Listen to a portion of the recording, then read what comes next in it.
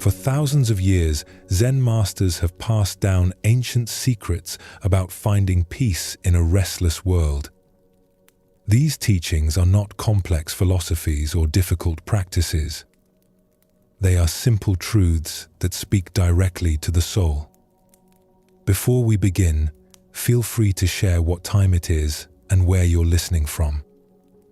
To guide us on this path, we will follow the journey of a young man named Kenji. His story explores the heart of Zen wisdom, and in his path, you may recognize your own. He carries burdens, wrestles with doubts, and wonders if peace is even possible. What he discovers can light your way to rest tonight. As we explore these stories, there is nothing you need to achieve or understand perfectly. Simply allow these ancient teachings to wash over you like gentle rain, dissolving tension and inviting your mind toward the deep rest it deserves. Relax. Take a slow, deep breath, and let's begin our journey together.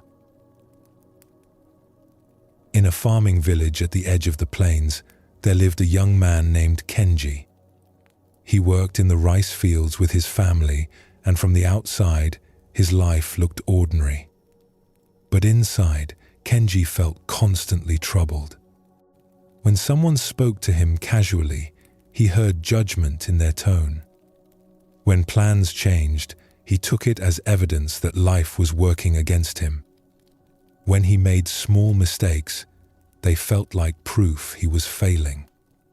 At night, he would replay the day's events over and over, each time finding new reasons to feel anxious. His father noticed. "You seem to carry the whole world on your shoulders," he said one evening. "Because the world is heavy," Kenji replied. His father shook his head. "Maybe. Or maybe you are just holding it wrong." Kenji did not understand what that meant. But a few days later, a traveling merchant mentioned a teacher who lived 3 valleys over. "He helped me see my life differently," the merchant said. Just by asking simple questions. Kenji decided he needed answers. He told his family he would be gone for a while and set out on foot. The journey took him through forests and across streams. His feet developed blisters. Rain soaked through his clothes one afternoon. But he kept walking because his mind gave him no peace. When he finally reached the temple, he felt disappointed. It was smaller than he imagined. Simpler. An old man was working in a vegetable garden, pulling weeds. "Excuse me," Kenji called out. "I am looking for the teacher." The old man looked up. Dirt covered his hands. "You found him." This was the master. Kenji had expected someone sitting in meditation, not someone with mud under his fingernails. "I have questions," Kenji said, "about why life is so difficult." The master stood and brushed off his hands. "Come walk with me." They walked through the temple grounds until they reached a large oak tree growing beside the main hall. The master stopped beneath it and looked up into the branches. "Do you see this tree?" he asked. Kenji nodded. Of course he saw it. It was right there. "Look at it carefully. Tell me what you see." Kenji looked. It is an old tree. Strong trunk. Wide branches. Green leaves. "Good," the master said. "Now come back at sunset." Kenji opened his mouth to protest, then closed it. He spent the afternoon sitting in the temple courtyard, watching monks go about their tasks. When the sun began to drop toward the horizon, the master appeared again. "Come," he said. They returned to the oak tree. The light had changed completely. golden rays slanted through the branches. The leaves glowed. Shadows stretched long across the ground. Everything looked warmer, softer. "Now what do you see?" the master asked. Kenji stared up. "It looks different. Beautiful. Is it a different tree?" "No. Same tree." "Then what changed?" "The light," Kenji said slowly. The master nodded. "Come back at dawn tomorrow." The next morning, mist hung low over the grounds. The air felt cool and damp. The oak tree looked grey in the early light. Mysterious. Almost like it was half hidden in another world. "And now?" the master asked. "It looks quiet. Peaceful." "Same tree?" "Yes." That afternoon, a storm rolled in. Dark clouds covered the sky. Wind thrashed the branches.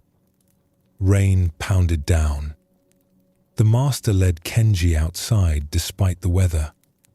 They stood under the temple overhang, looking at the oak tree as it bent and swayed. "Now?" the master asked, raising his voice over the wind. The tree looked wild. Dangerous even. Like it might break or fall. Kenji felt uneasy looking at it. "It looks violent," he admitted. "Same tree?" Kenji wiped rain from his face. "Same tree. But it keeps looking different." "Yes," the master said. "The tree does not change. But the conditions around it change how you see it. Light, weather, time of day. Each one shows you something different. So tell me, which version is the real tree?" Kenji thought about this. "All of them? Or none of them?" "The tree is simply a tree," the master said. "It exists as it is. But your experience of the tree changes based on conditions. Some of those conditions are outside. Some are inside you." They went back inside and dried off. The master made tea. They sat in silence for a while. Finally, Kenji spoke. "You are saying my mind is like the weather. It changes how I see things." "Yes." "So when I think everyone is judging me or that life is unfair, I might just be seeing things in stormlight." The master smiled. "You are understanding. But what if the problems are real?" Kenji asked. "What if people really are judging me?" "Sometimes they are," the master said. "Sometimes a tree really does fall in a storm. But more often, the tree is just a tree, and your mind is making it look dangerous because of the light you are seeing it in." Kenji sat with this. He thought about all the times he had been certain someone was upset with him, only to learn later they were just distracted. All the times he thought a situation was terrible, only to realize it was not that bad. His mind had been showing him stormlight when the sun was shining. "So how do I know when I am seeing clearly?" he asked. The master poured more tea. "That is what you must learn. But the first step is knowing that what you see is not always what is there.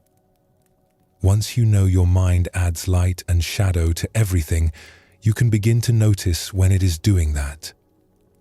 Kenji stayed at the temple for several more days. Each day, he looked at that oak tree in different conditions. He began to notice how his mood changed what he saw. When he felt peaceful, the tree looked friendly. When he felt anxious, even in good light, The tree looked threatening. His mind was painting everything he looked at. Kenji's story teaches us something essential about the human mind.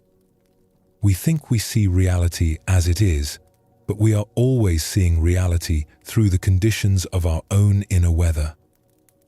Just like that oak tree looked different in sunset light versus storm light versus morning mist, everything in your life looks different depending on your mental state. The same conversation can seem fine when you are rested, but feel like an attack when you are exhausted. The same challenge can seem manageable when you are calm, but impossible when you are anxious. This is not about positive thinking or pretending problems do not exist. The master did not tell Kenji that storms are not real. He simply helped Kenji see that the tree itself does not change, even though it looks different under different conditions. Your life is like that tree. It has its actual reality, whatever that is. But the way you experience your life depends enormously on the inner conditions you are bringing to it. When your mind is calm, you see more clearly. When your mind is disturbed, everything gets distorted. This matters deeply for sleep. So many of us lie awake at night, seeing everything in storm light. A small worry becomes a catastrophe. A reasonable concern becomes proof that everything is falling apart. An uncertain situation becomes a guaranteed disaster. Your nighttime mind often shows you the worst possible version of your life, the same way that oak tree looked wild and dangerous during the storm. But just as the tree was still just a tree, your life is probably not as terrible as your anxious mind is showing you. The key insight is learning to recognize when you are seeing through disturbed conditions. When you notice your thoughts spiraling into worst-case scenarios, you can ask yourself what Kenji learned to ask.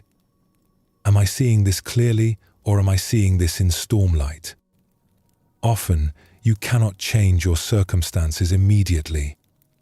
You cannot make problems disappear. But you can recognize that the way those problems look to you right now might be distorted by the weather inside your mind. This recognition alone can bring relief.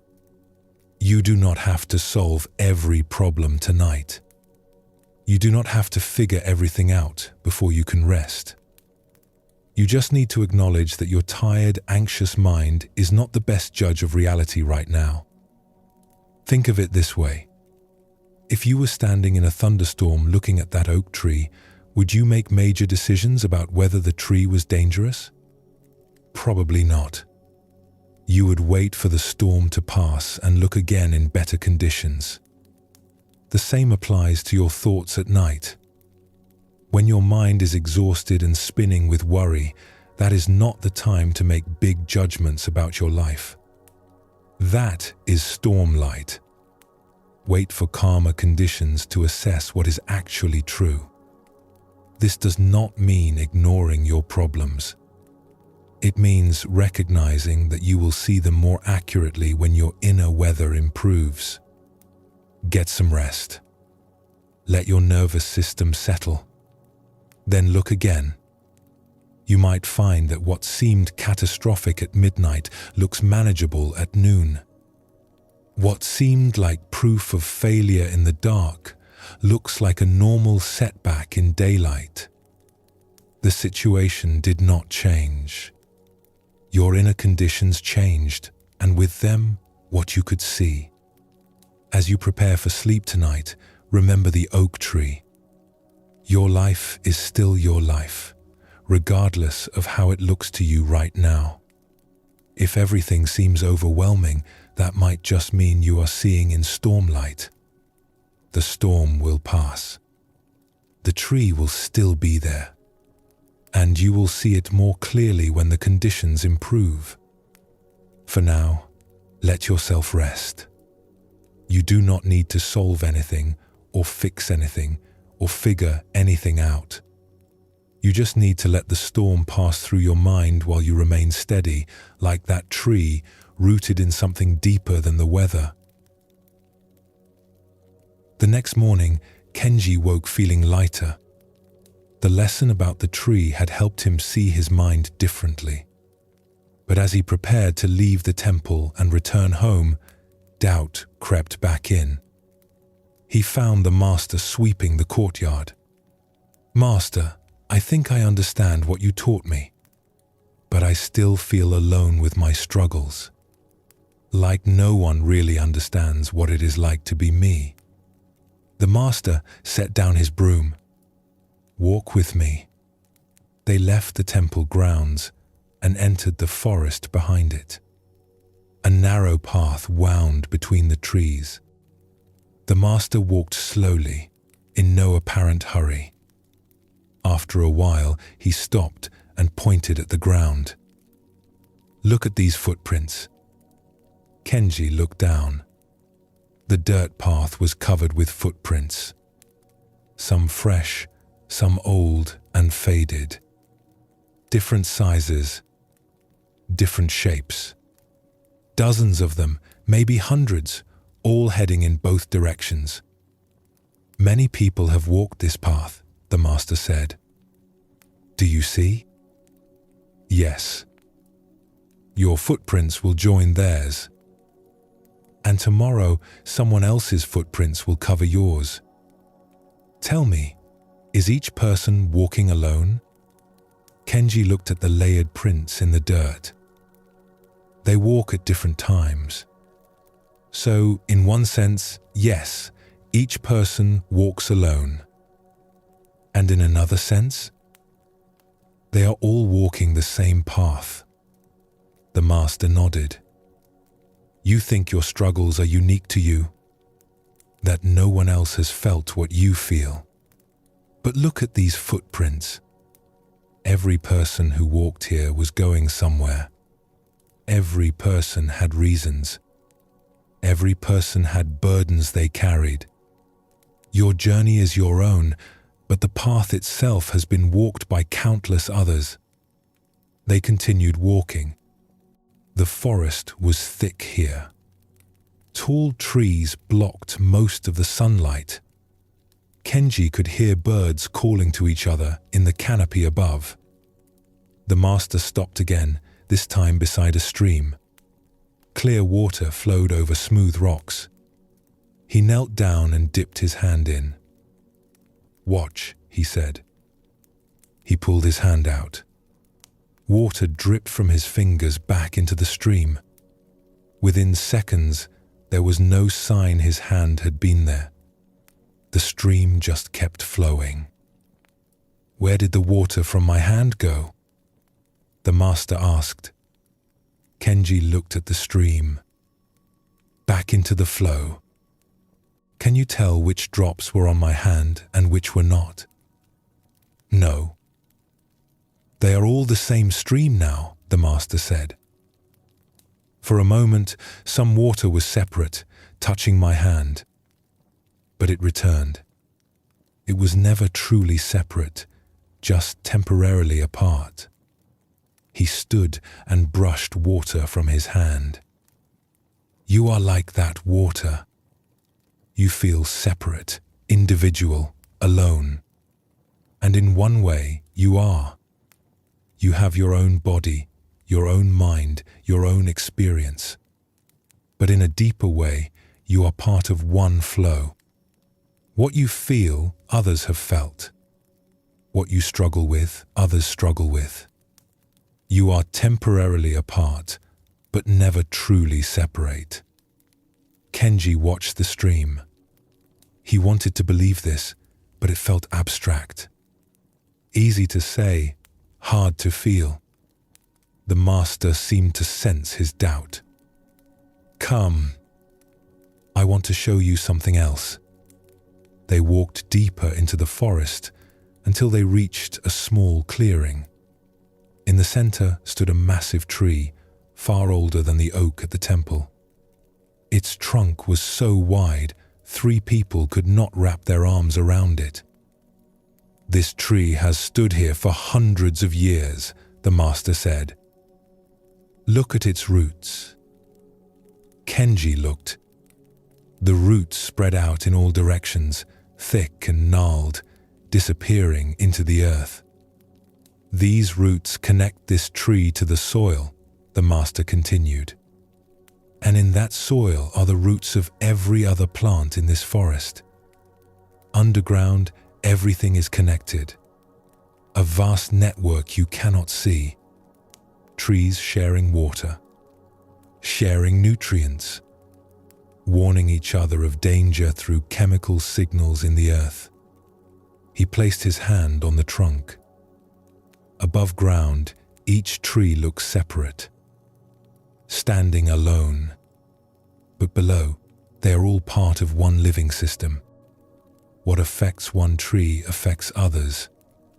What one tree takes in, it may share. They appear separate, but they are not. Kenji touched the rough bark.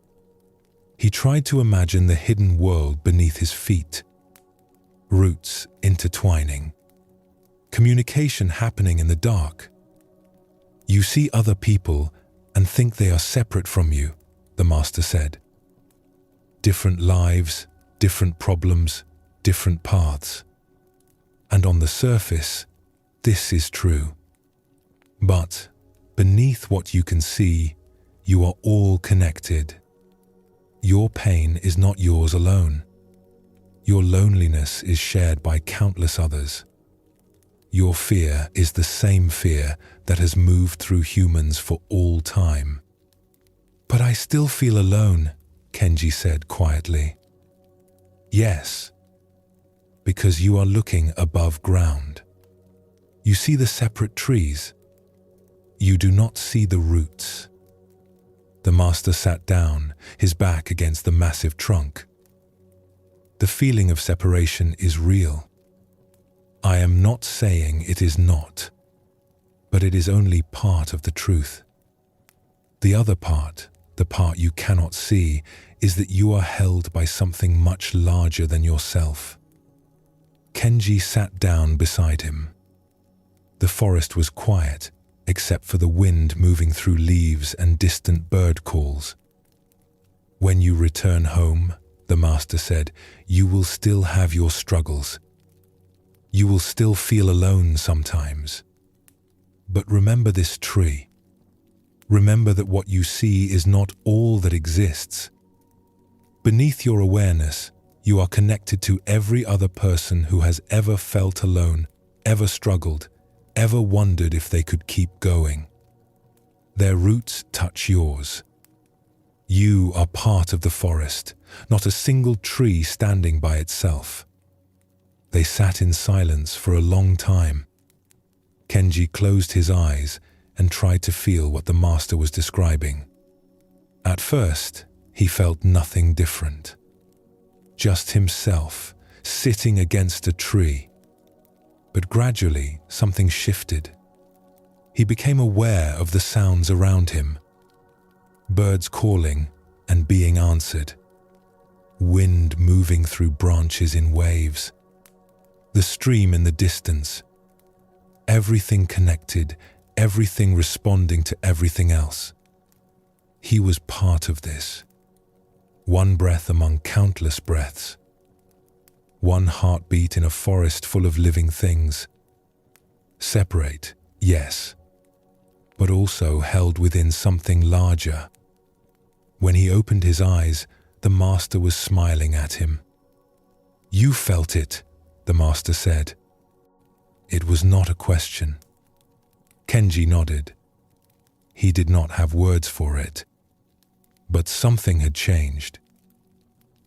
Kenji's second lesson goes deeper than the first. He learned that his mind changes how he sees things.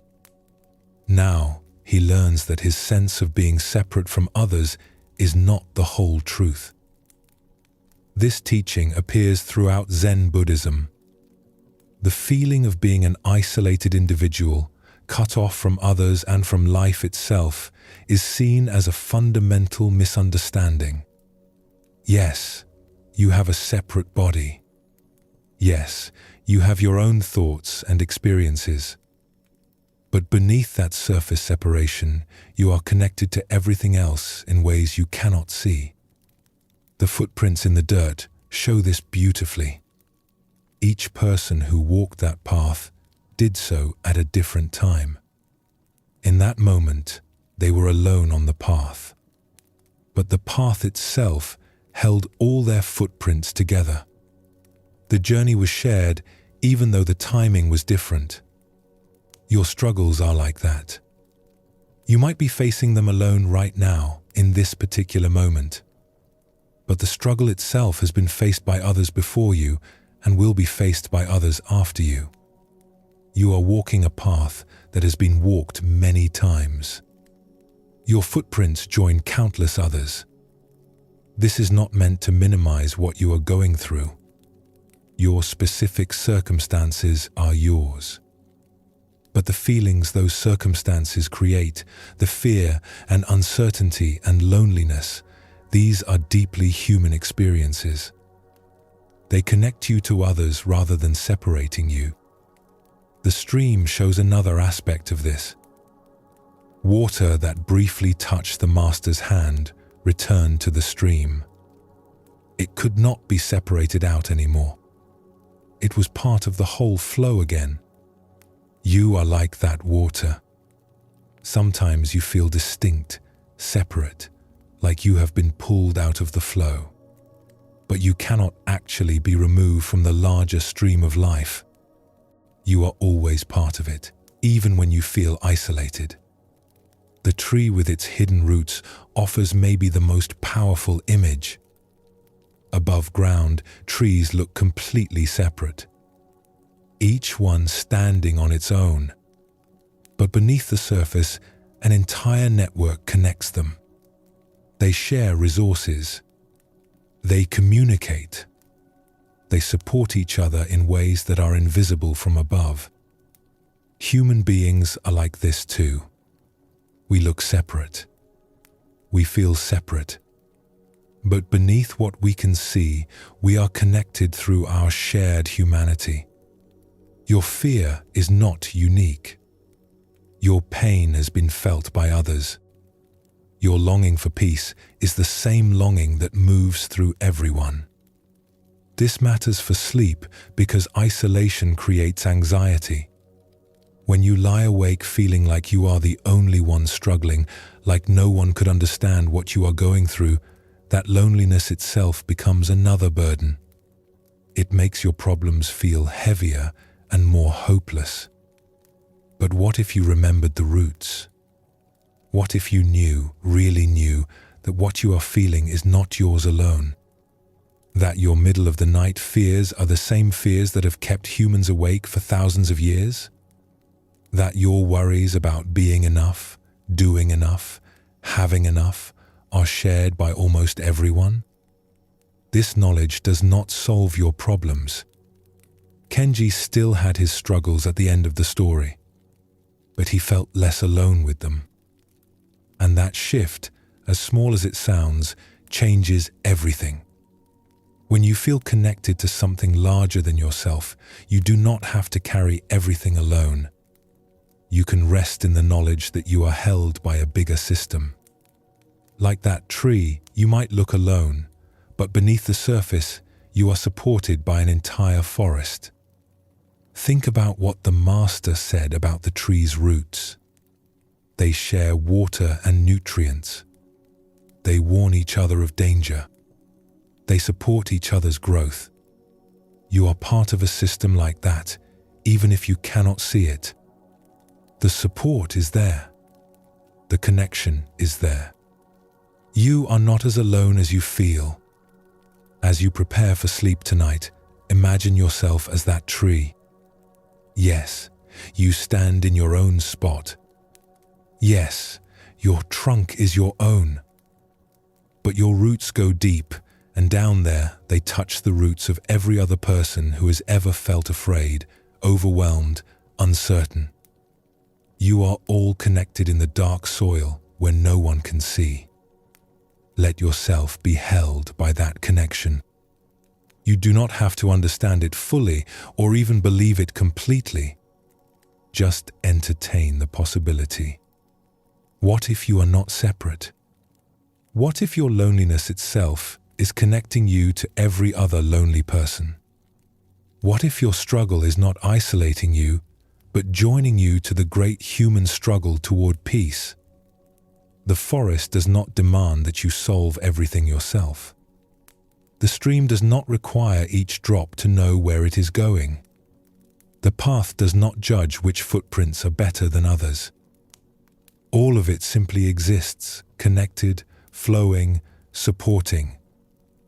You are part of that flow. Even when you cannot feel it. Even when the night is dark and you feel completely alone. The roots are there. The connection is there. You belong to something much bigger than your individual self. Rest in that tonight. Let the forest hold you. Let the stream carry you. Let your footprints join all the others who have walked before you and will walk after you. You are not separate. You never were. Kenji stayed at the temple for several more days after his walks with the master. During that time, he watched how the other monks and students carried themselves. Each one seemed to have found a particular way of being. One monk moved very slowly, every gesture careful and deliberate. Another spoke only in whispers. A third maintained perfect posture at all times, his back straight as bamboo. Kenji found himself trying to copy each of them, thinking perhaps one of these ways would finally make him feel at peace. One morning, he tried sitting like the silent monk, barely moving, controlling his breath. By afternoon, his back ached and his mind felt restless. The next day, he attempted the careful, deliberate movements of another monk. But his natural energy kept breaking through, making him feel like he was wearing clothes that did not fit. The master noticed. Of course he noticed. "Come," he said one evening. "Help me with something." They walked to a storage room where the temple kept various items. The master handed Kenji a wooden mask, the kind used in ceremonial dances. It had a serene, peaceful expression carved into it. "Put it on," the master said. Kenji did. The mask felt heavy and uncomfortable. He could not see well through the eye holes. "How does it feel?" the master asked. "Strange. Like I am pretending to be someone else." The master handed him another mask. This one looked fierce, with exaggerated anger in the carved features. "Try this one." Kenji switched masks. This one felt even worse. He could feel his face trying to match the expression, even though no one could see him. The master gave him a third mask, then a fourth, then a fifth. Each time, Kenji put one on, felt uncomfortable, and took it off. Finally, the master sat down. "You have been doing the same thing with the monks here, trying on their ways like masks, hoping one will fit." Kenji set down the last mask. "I thought if I found the right way to be, I would finally feel at peace." "And how has that worked?" Kenji rubbed his face where the masks had pressed against his skin. "It has not worked. I just feel more lost." The master stood and walked to a rain barrel outside the storage room.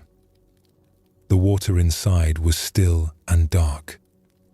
He gestured for Kenji to look in. "What do you see?" the master asked.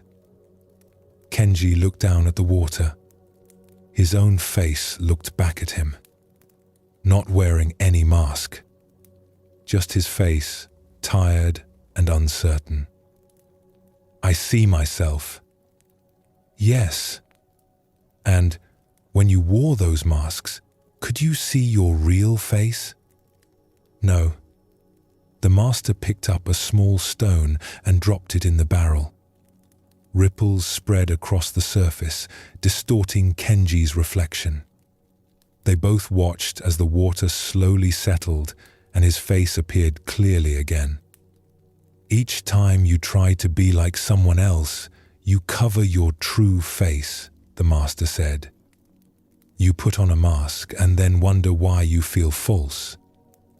But the answer is simple. You cannot be at peace while pretending to be someone you are not. Kenji looked at his reflection.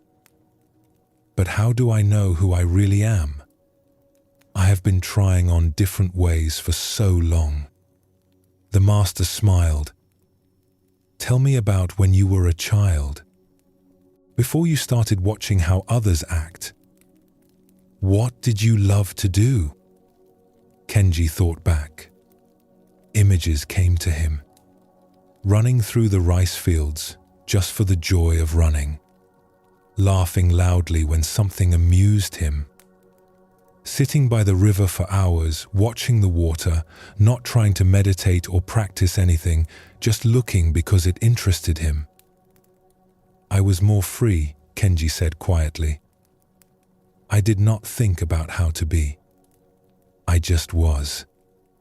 Yes, that is your face without masks. Not the face you had as a child exactly, but that quality of being yourself without effort or imitation. The master reached into the water and cupped some in his hands. Water does not try to be water. Bamboo does not study how to be bamboo. A stone does not practice being a stone. They simply are what they are. He let the water run through his fingers back into the barrel. When you stop trying to be something, you discover what you already are. Kenji watched the ripples fade again. But what if what I am is not good enough? What if I need to improve? There is a difference between natural growth and pretending to be something you are not, the master said. A bamboo shoot grows into a tall stalk, but it does not try to become a pine tree. It grows into its own nature more fully. That is not the same as wearing a mask. They walked back to the main hall. The evening meal was being prepared.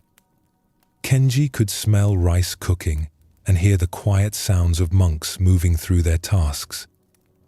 Tomorrow, try something, the master said. Do not copy anyone. Do not try to be peaceful or wise or proper. Just do what you do, move how you move, speak how you speak. See what happens. The next day, Kenji tried this. At first, it felt wrong. His natural energy seemed too much compared to the calm monks around him. His voice seemed too loud. His movements too quick. But as the day went on, something changed. He stopped fighting himself. When he felt like walking fast, he walked fast. When he wanted to sit still, he sat still. When something amused him, he let himself smile instead of maintaining a serious expression. By evening, he felt lighter than he had in weeks. He was not trying to be anyone. He was just being. The master found him sitting on the temple steps, watching the sunset. "How was your day?" the master asked. "Strange. I felt more like myself than I have in a long time, but I also worried I was doing it wrong." The master sat beside him. "And were you at peace?" Kenji considered. "More than when I was trying to copy others." "Yes." "Then you were not doing it wrong." The master looked at the sunset. "You will spend your whole life growing and changing, but you will never find peace by being someone else. The path to peace begins with removing the masks and seeing your own face clearly. Kenji looked down at his hands. They were just his hands. Not graceful like one monk's or strong like another's. Just his own hands. And somehow, for the first time, that felt like enough. Kenji's story about the masks touches something many of us struggle with. We spend so much energy trying to be what we think we should be that we lose touch with what we actually are. This happens in countless ways. We watch how others handle stress and try to copy their methods, even if those methods do not fit our nature. We see someone else's peaceful demeanor and force ourselves into a calmness that feels fake. We adopt ways of speaking, moving, thinking that belong to others, hoping that if we imitate them well enough, we will finally feel right. But as Kenji discovered, this just makes us feel more lost. Every mask we put on covers our real face a little more. And the real face underneath, our actual nature, is what needs to be seen and accepted if we want genuine peace. The wisdom of Zen Buddhism teaches that your true nature is already complete. It does not need to be created or achieved or earned. It just needs to be uncovered. All the masks you have been wearing, all the ways you have tried to be someone else, these are covering something that was already whole.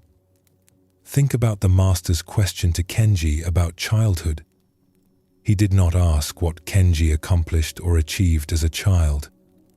He asked what Kenji loved to do before he started monitoring himself. Before he started comparing himself to others. Before he learned to wear masks. Most of us had moments in childhood when we were simply ourselves without thought or effort. We laughed when things were funny. We cried when things hurt. We ran when we felt like running and sat still when we felt like sitting. We did not analyze whether we were doing it right. We just did it. That quality, not the specific activities, but the quality of unself-conscious being, is what Zen points to. Your true nature is not something you need to develop. It is something you need to stop covering up. This matters deeply for sleep because pretending is exhausting. When you spend all day trying to be someone you are not, maintaining a version of yourself that does not match your actual nature, you create enormous internal tension. That tension does not simply disappear when you lie down at night. Many people find that when they finally stop for the day, all the energy they spent pretending comes crashing down as anxiety or restlessness. The real self that was covered all day starts pushing back. The masks become uncomfortable, and the mind gets busy trying to figure out how to keep everything together. But what if you did not need to keep it together? What if, like Kenji taking off those wooden masks, you could let yourself be as you actually are? This does not mean acting without consideration for others. It does not mean being rude or selfish or refusing to adapt to different situations. The bamboo shoot grows into a bamboo stalk, not a pine tree, but it still bends in the wind. Being yourself includes wisdom about when to speak and when to be quiet, when to act and when to wait. What it means is stopping the exhausting work of pretending to be fundamentally different than you are. You do not need to force yourself into someone else's idea of peace. You do not need to adopt personality traits that do not fit you. You do not need to be calm in the specific way someone else is calm, or wise in the way someone else is wise. You just need to be you, more fully and honestly. The master made an important distinction about growth versus pretending. Growth happens naturally, like bamboo growing taller. Pretending is forced, like trying to make bamboo into pine. One flows from your nature. The other fights against it. As you settle into rest tonight, consider what masks you might be wearing. What ways of being have you adopted that do not actually fit you? What version of yourself are you maintaining that takes constant effort? You do not need to figure this all out right now. You do not need to make big changes immediately. Just notice. Just become aware of where you are pretending and where you are being authentic. And then, as much as you can, let the masks slip off. Let yourself be as you are, even if just for these hours of sleep. You do not need to perform for anyone while you rest. You do not need to maintain any particular image. You can just be your actual self, tired and human and imperfect. That self, the one underneath all the masks, is the one who needs rest tonight. Not the polished version you show the world. Not the person you think you should be. Just you, as you actually are. And that you is already enough. Has always been enough. Will always be enough, no matter how many masks you have worn or how long you have worn them. The path to peace begins with seeing your own face clearly. Tonight, let yourself see it. Let yourself be it. Let the masks fall away, at least for now, and rest in your own true nature. A few days later, Kenji prepared to leave the temple and return home. He felt he had learned important things.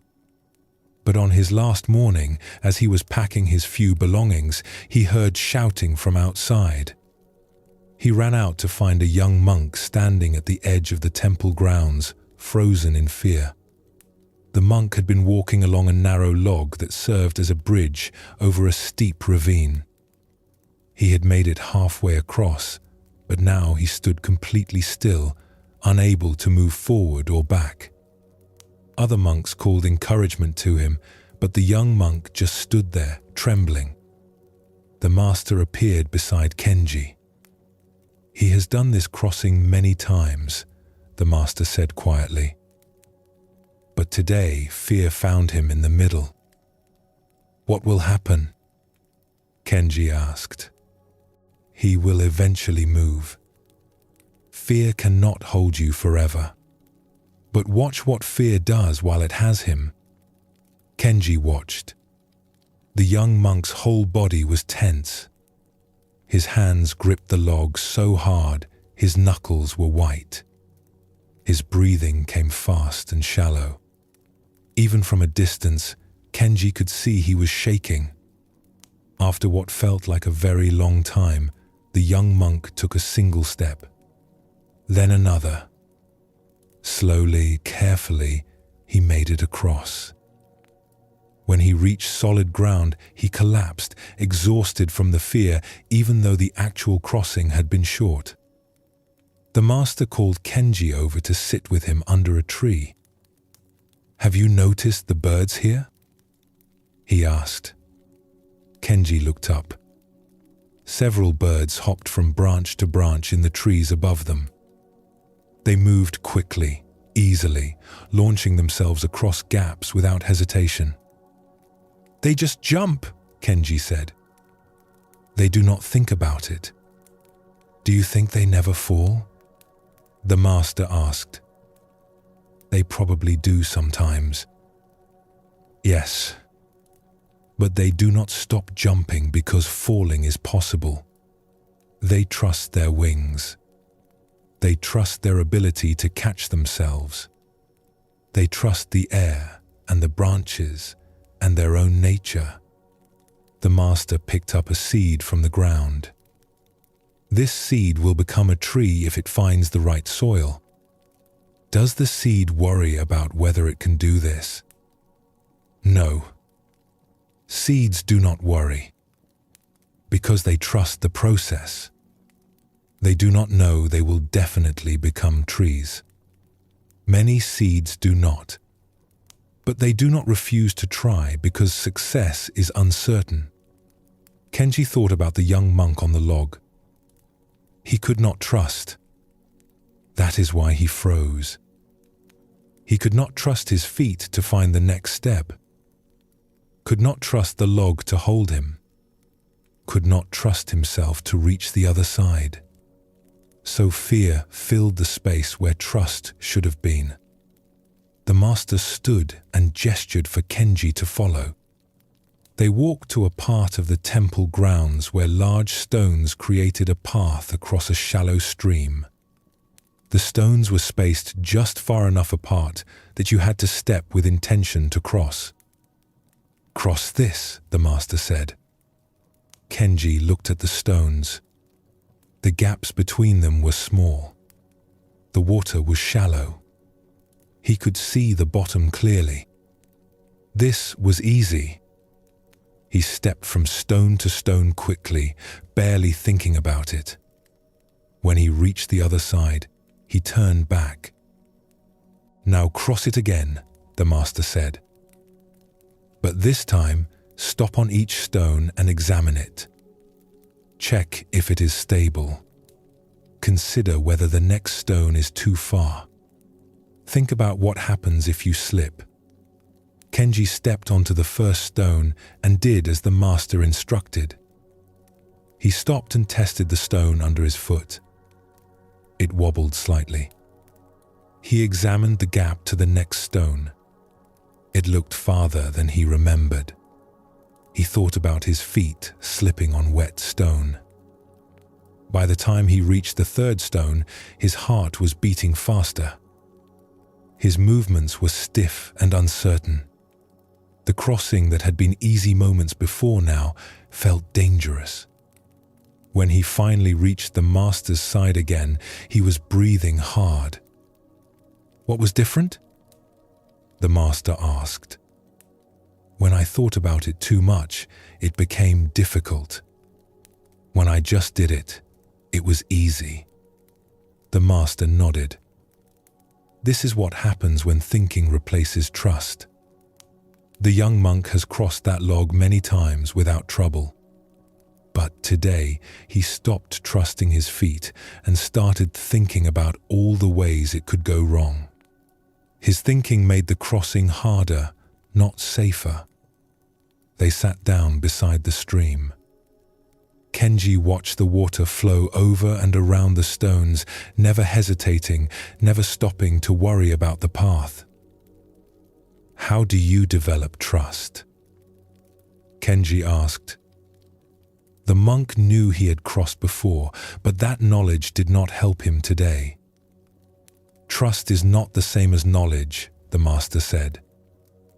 "You can know something with your mind, but not trust it with your being. Knowledge says, 'I have done this before.' Trust says, 'I can do it now.'" He picked up a leaf that had fallen on the ground. "When this leaf fell from the tree, did it know where it would land?" "No." "Did that stop it from falling?" "No." It trusted the fall itself. Not because it knew the outcome, but because falling is its nature. When it is time to fall, leaves fall. He released the leaf. A small breeze carried it away, tumbling through the air. "You are the same," the master continued. "You will face many crossings in your life. Moments when you cannot see the outcome clearly. Moments when thinking about all that could go wrong will freeze you in place. In those moments, you must trust something deeper than thought." "But what if I fail? What if I fall?" The master smiled. "Then you will learn how to catch yourself. Or you will learn that falling is not the end. Or you will learn something else unexpected. But you will not learn anything by standing still, frozen in fear." Kenji looked at the stones in the stream. "So trust is not about knowing everything will work out. It is about moving forward even when you do not know. Yes, trust is taking the next step because staying still is not an option. Trust is using your ability right now, not waiting until you are certain of every future moment. A bird landed on a branch above them, then immediately launched itself to another tree. No hesitation, no visible thought, just movement, clean and certain. "The bird does not think I trust I can make this jump," the master said. "It just jumps." Trust is not a thought. It is an action. You learn trust by doing the thing, not by thinking about doing the thing. Kenji understood something then. He had been waiting to feel certain before he trusted, waiting to know everything would work out, waiting for fear to disappear completely. But that was backwards. Trust came through action, not before it. "Go back to your village," the master said. "You will face many streams to cross and logs to walk. Each time, you can stand frozen, thinking of all that might go wrong. Or you can trust your next step and take it. Not because you know what will happen, but because moving is how you learn what you are capable of." Kenji stood. He looked at the stones one more time. Then, without thinking about it, he crossed back over the stream. Quick, easy, natural. On the other side, he bowed to the master. "Thank you," he said. The master bowed back. "Trust yourself, Kenji. Not someday when you have figured everything out. Right now. You are ready." Kenji left the temple that day feeling different. Not because all his fears were gone, but because he understood he did not need to wait for them to disappear before he could move forward. This second story reveals something crucial about how fear works. The young monk had crossed that log many times safely. He knew how to do it. But in the moment when fear arrived, all his past experience meant nothing. Thinking replaced trust, and thinking paralyzed him. This is what happens to so many of us, especially at night. We have handled difficult things before.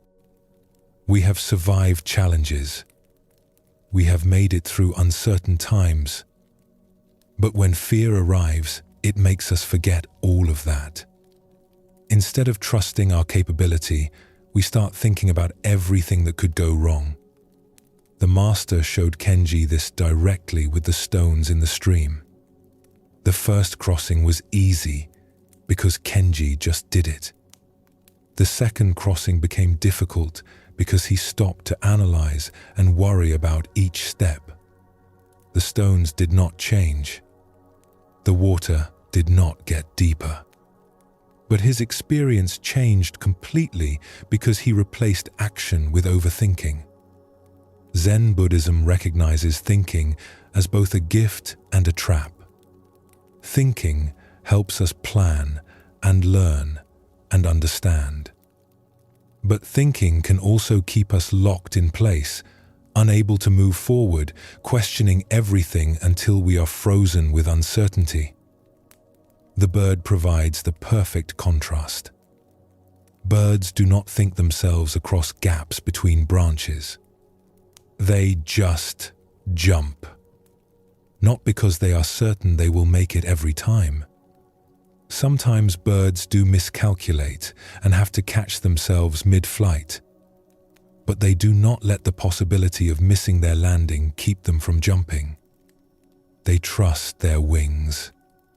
They trust their instincts. They trust the air. And most importantly, they trust themselves to handle whatever happens, even if it is not perfect. The master's distinction between knowledge and trust cuts to the heart of this.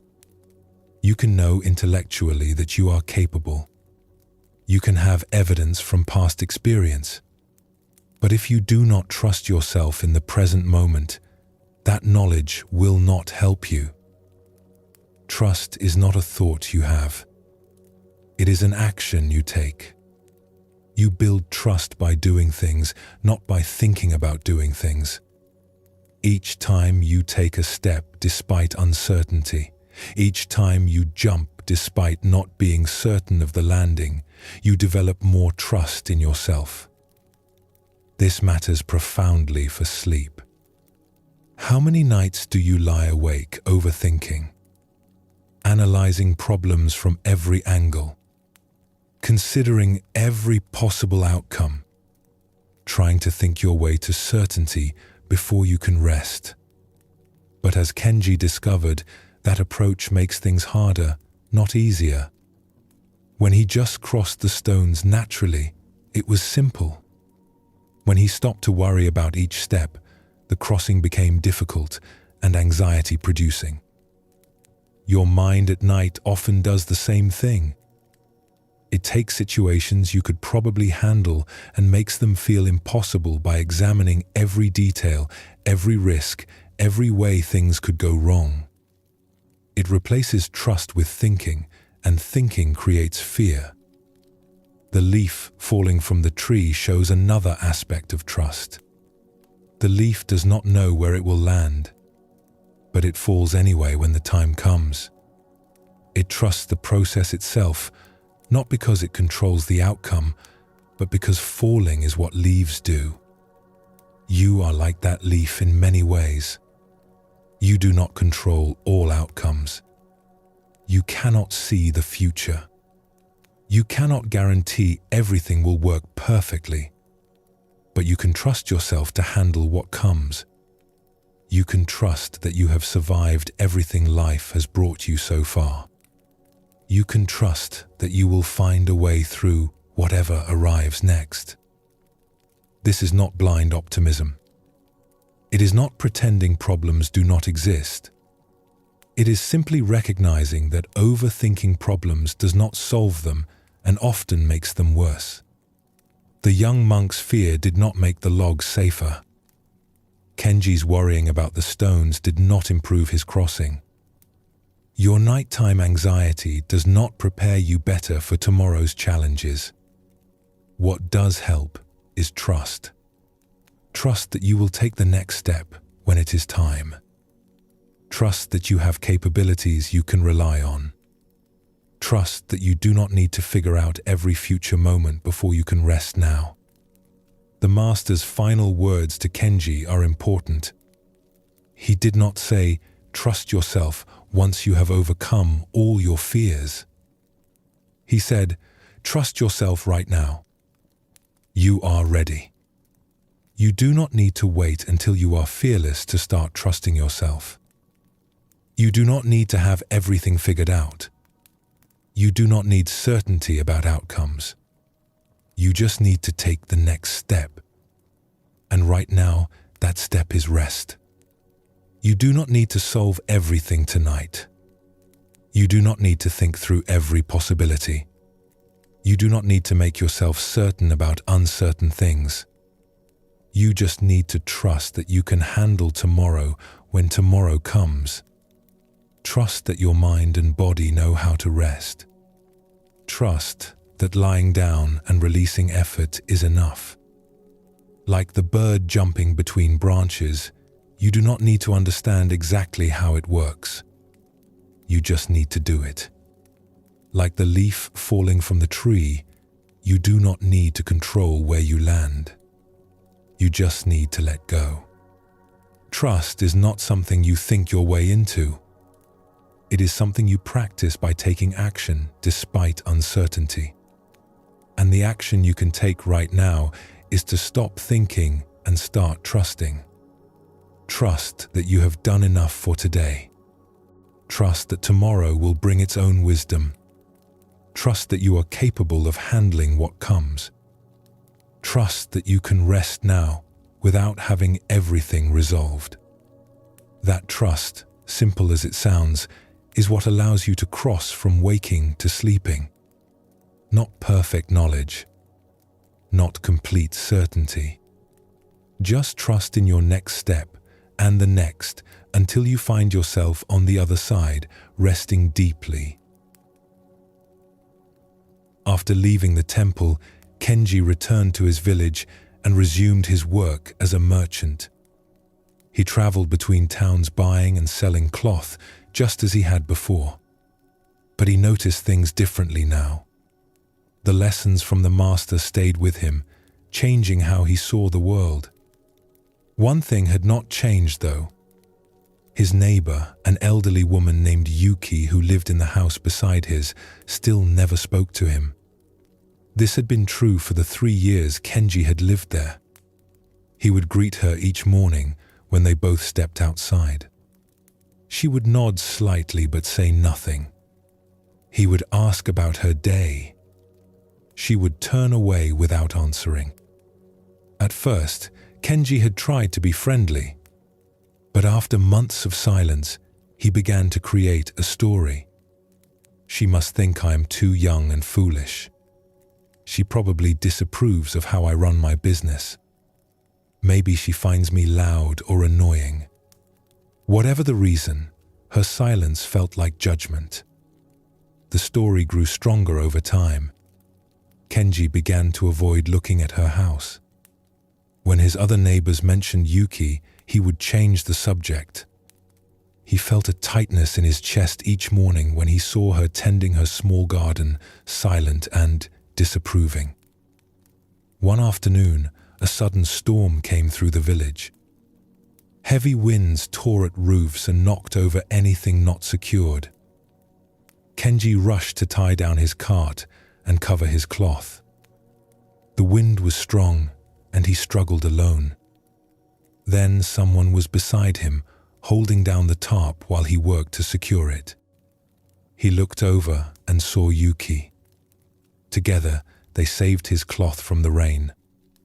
When the worst of the storm passed, Kenji turned to thank her. She smiled at him. It was a genuine smile, warm and kind. "Thank you," Kenji said. "I thought you did not like me." Yuki looked confused. "Not like you?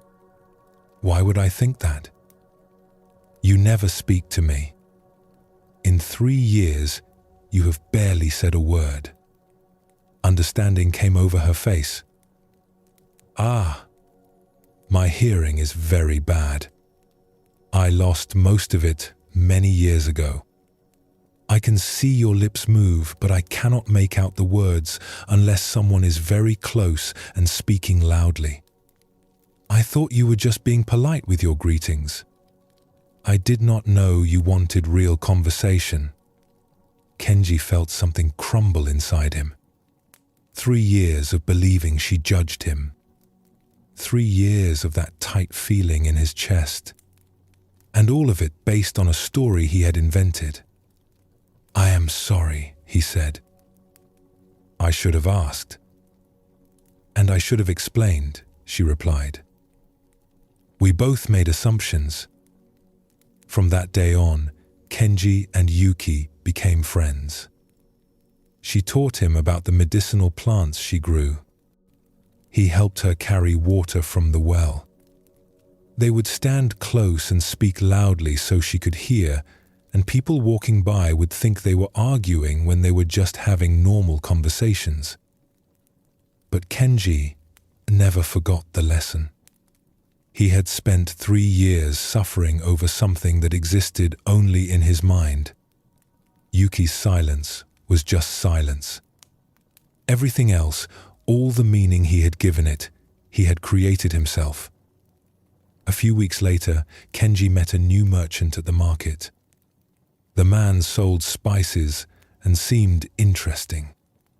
Kenji tried to be friendly, but the merchant always appeared rushed. He would cut conversations short and turn away quickly. Kenji felt the familiar tightness beginning in his chest. This man does not like me either. But then he remembered Yuki. He remembered how completely wrong his story had been. Instead of building another tale of rejection, Kenji just wondered. Maybe the merchant is busy with something. Maybe he is worried about his new business. Maybe he is naturally quiet. Maybe 100 other things I cannot see. Kenji did not know. And he realized that not knowing was better than creating a painful story that might not be true. One evening, the spice merchant approached Kenji as he was closing his stall. "Forgive me for being so distant," the man said. "My wife is very ill. I rush home each day to care for her. I know I must seem unfriendly, but it is not about you at all." Kenji smiled. "I understand. Is there anything I can do to help?" They talked for a while. The merchant's wife needed certain herbs. Kenji connected him with Yuki, who prepared medicine that helped. The merchant was deeply grateful. He and Kenji became friends. Walking home that night, Kenji thought about all the stories he had told himself over the years. How many times had he taken someone's silence or distraction or brief reply and turned it into evidence they disliked him? How much suffering he had created over stories that existed only in his own mind. The truth was usually simpler than his stories. Most people were not thinking about him at all. They were dealing with their own lives, their own worries, their own struggles. Their behavior had little to do with him. This brought relief. If he had been making up painful stories, he could stop.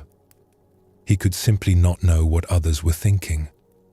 And that uncertainty was far more peaceful than the certain suffering his stories had created. Kenji's experience with Yuki shows us something we all do.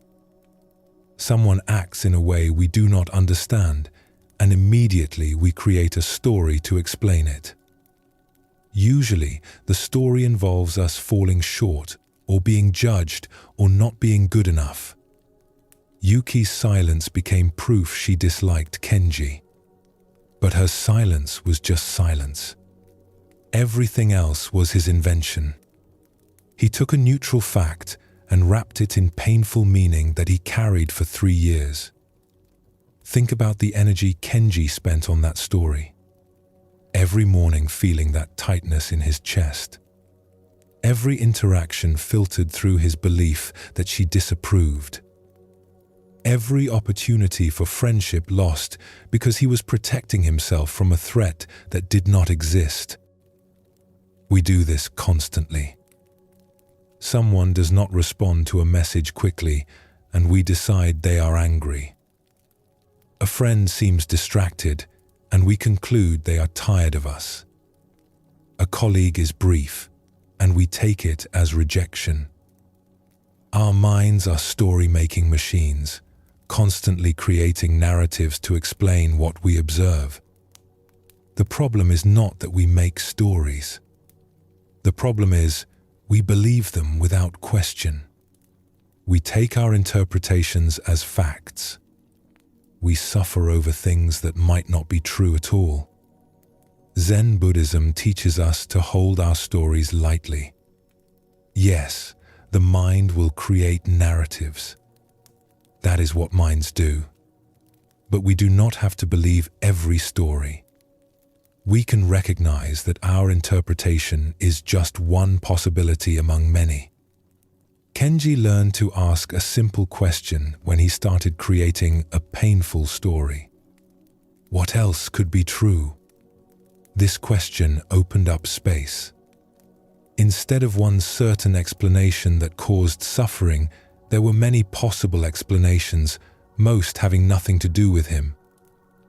For those struggling with sleep, this teaching is vital. How many nights do you lie awake replaying conversations, convinced you know what they meant? How often does your mind tell you stories about what others think, stories that feel absolutely true in the dark? But what if those stories are like Kenji's story about Yuki? What if you are creating suffering over interpretations that are not accurate? What if the truth is simpler and less personal than your anxious mind suggests? The spice merchant's situation shows this clearly. Kenji could have created another painful story. Instead, he stayed with uncertainty. And when he learned the truth, it had nothing to do with him. The merchant was worried about his sick wife. His brief interactions were about his own circumstances. Most of what happens around you is not about you. This can feel uncomfortable because we want to understand how others see us. But it is also deeply freeing. If people's behavior is mostly about their own lives, then you can stop taking everything personally. Tonight, notice what stories your mind is telling. Notice how it takes facts and wraps them in interpretations. Someone said something in a certain tone. That is a fact. What it meant, whether they were judging you, whether they were upset, all of that is story. You do not have to believe the story. You can acknowledge you do not know. And not knowing is much more peaceful than suffering over a painful story that might not be true. Some months after settling back into village life, Kenji found himself struggling again. His business was not going well. Several deals had fallen through. A shipment of cloth had been damaged by rain. Everything felt difficult. One day, needing time away from the village, he walked to a canyon known for its remarkable echoes. People said sounds would bounce off the canyon walls and return, sometimes even louder than the original call. Kenji stood at the edge, frustrated with how his life was going. Without really thinking, he shouted into the canyon. Nothing ever goes right. The canyon echoed back immediately. Nothing ever goes right. Hearing his own bitterness returned, so clearly startled him. It sounded harsh, angry. He had not realized he was carrying so much bitterness inside. He tried again. Everything is against me. The echo came back. Everything is against me. Kenji sat down on a rock. The echo was honest. It just returned exactly what he sent in. And what he was sending out into the world was bitter and angry. An old man who lived in a small hut near the canyon approached. Kenji had seen him before on his walks. "The canyon is honest," the old man said, settling onto a nearby stone. "It gives back what it receives." "I have had difficult times," Kenji said defensively. "I am sure. But tell me, when you speak to people in your village, do you speak the way you just spoke into the canyon?" Kenji thought about it. When he talked to other merchants, he complained about business. When he spoke to neighbors, he pointed out problems. When customers asked questions, he was often short with them, impatient. "I suppose I do," he admitted. "And how do people respond to you?" Kenji had to acknowledge that people were not particularly warm lately. They did not seek his company. They did not ask his advice. They kept their distance. "Try something," the old man suggested. "Call something different into the canyon." Kenji felt foolish, but he stood and called out, "I am grateful for this day." The echo returned. "I am grateful for this day." It sounded strange to hear those words in his own voice. He could not remember the last time he had expressed gratitude aloud. The old man smiled. The canyon does not judge what you send in. It just returns it. People are much the same. What you put out into the world comes back to you. Not always immediately. Not always, obviously. But over time, the bitterness you send returns as bitterness. The kindness you send returns as kindness. Kenji walked home thinking about this. He thought about how he had been treating people lately.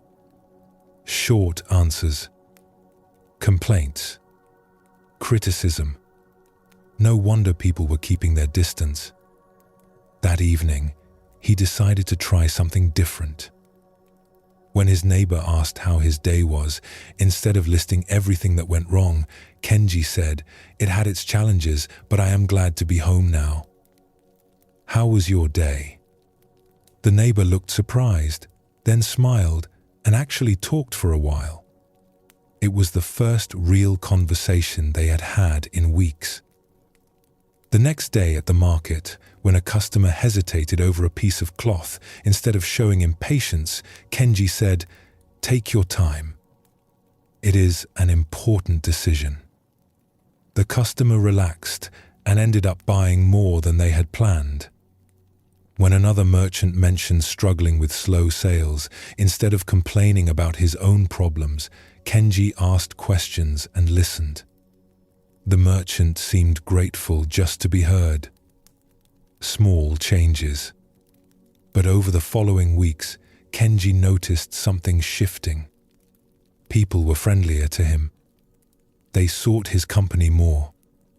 His business began to improve, not because market conditions changed, but because customers felt better about buying from him. He was sending something different out, and something different was coming back. One afternoon, he returned to the canyon. This time, he stood at the edge and called out, "I am learning to trust life."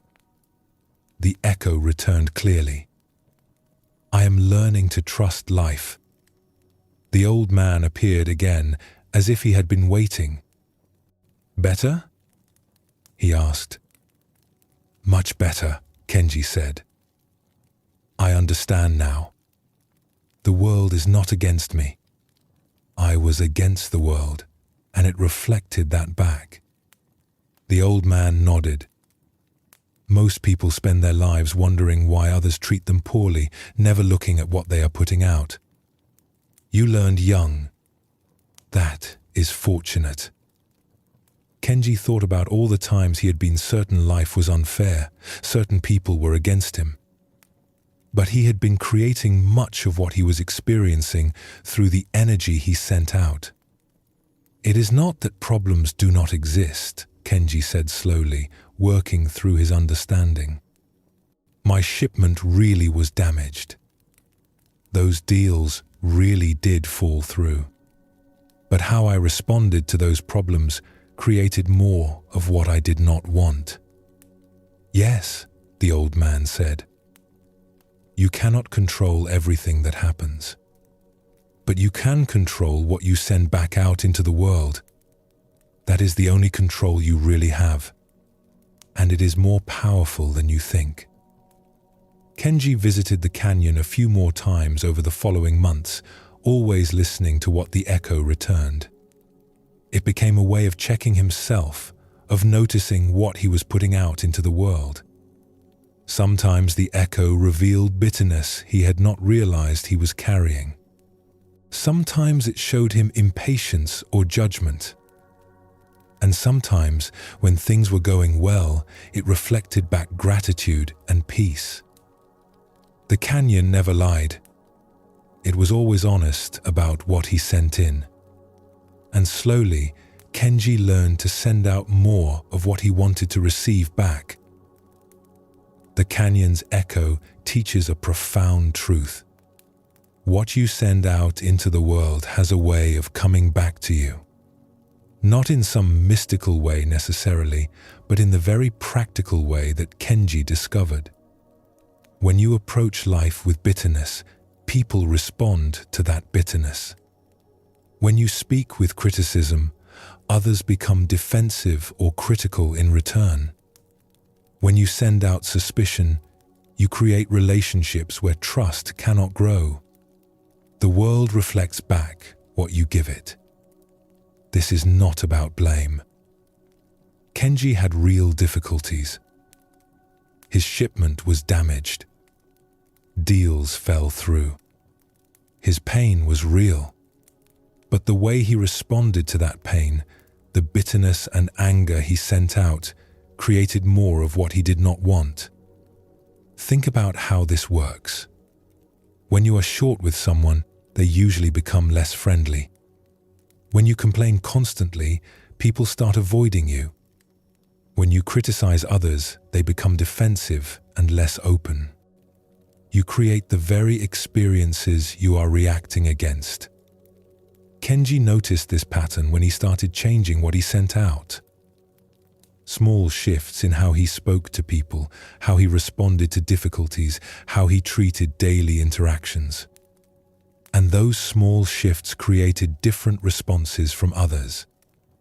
This teaching matters for sleep because we often lie awake replaying conflicts and hurts. We think about how others wronged us. We rehearse arguments where we prove we were right. We catalogue all the ways life has been unfair. But while you are sending those bitter thoughts through your mind, what are you creating in yourself? What are you preparing to send out tomorrow? Your nighttime thoughts are not separate from your daytime experiences. They are connected.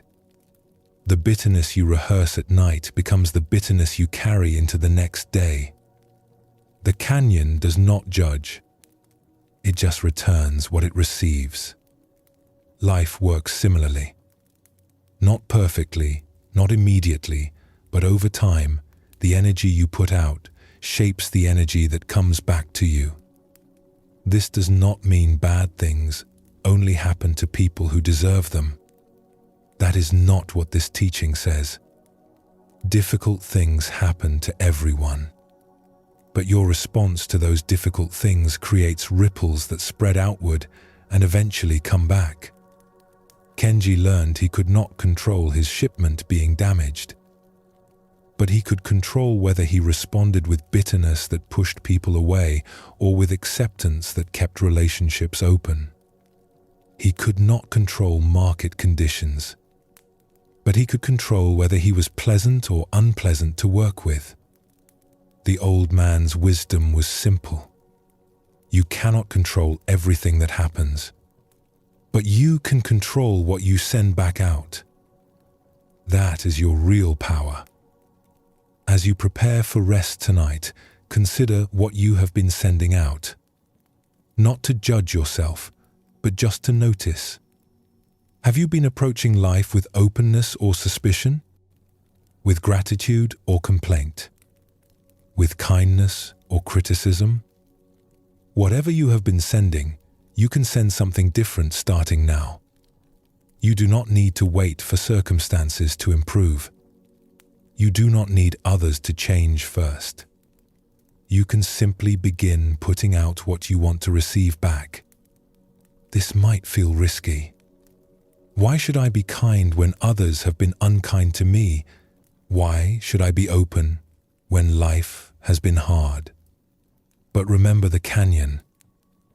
It does not wait for you to send kind words before it echoes kindly. It simply returns what you give it.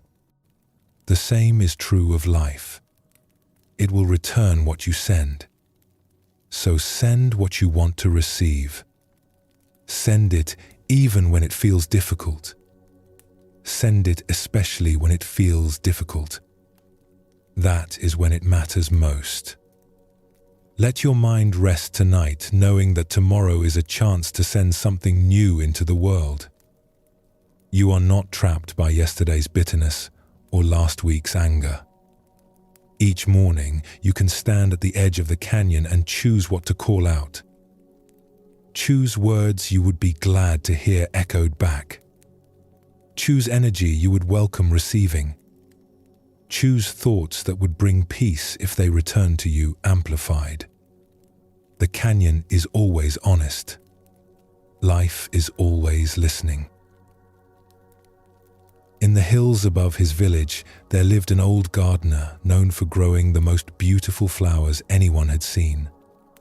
Kenji had heard about this man and decided to visit him one spring morning, hoping to learn the secret of such beauty. He found the gardener sitting on a wooden bench in the middle of his garden. The man was simply sitting there, doing nothing. Flowers bloomed all around him in brilliant colors. The air smelled sweet. Bees moved from blossom to blossom. Kenji approached and bowed. "Master Gardener, I have come to learn from you. Will you teach me your techniques?" The old gardener looked up and smiled. "Sit with me." Kenji sat on the bench, waiting for instruction. The gardener said nothing. He just looked at the flowers. After several minutes, Kenji grew restless. "What should I be learning?" he asked. "Watch the flowers," the gardener said. Kenji watched. He saw flowers swaying in the breeze. He saw butterflies landing on petals. He saw nothing particularly instructive. But what is the technique? Kenji pressed. "How do you make them grow so well? What is your secret method?" The gardener chuckled softly. "I am showing you." Kenji felt frustrated. He had come all this way to learn, and the old man was just sitting here. This felt like a waste of time. He had work to do back in the village. Things to accomplish. Problems to solve. "Forgive me," Kenji said, trying to keep his voice respectful, "but we are just sitting. I do not understand what I am supposed to be learning." The gardener pointed to a rose bush nearby. "Does that rose try to bloom?" Kenji looked at the rose. "No, it just blooms." "Does it force its petals open?" "No." "Does it worry about blooming correctly or compare itself to other roses?" "No, it just grows naturally." The gardener nodded. "And yet, see how beautiful it is. The rose does not try to be beautiful. It does not work hard to bloom. It simply receives sunlight and water, and beauty emerges without effort." Kenji looked around at all the flowers. "But surely you must work hard. You must water them, tend the soil, pull weeds." "Yes," the gardener agreed. "I create conditions for growth. But I do not make the flowers bloom. I cannot force beauty to happen.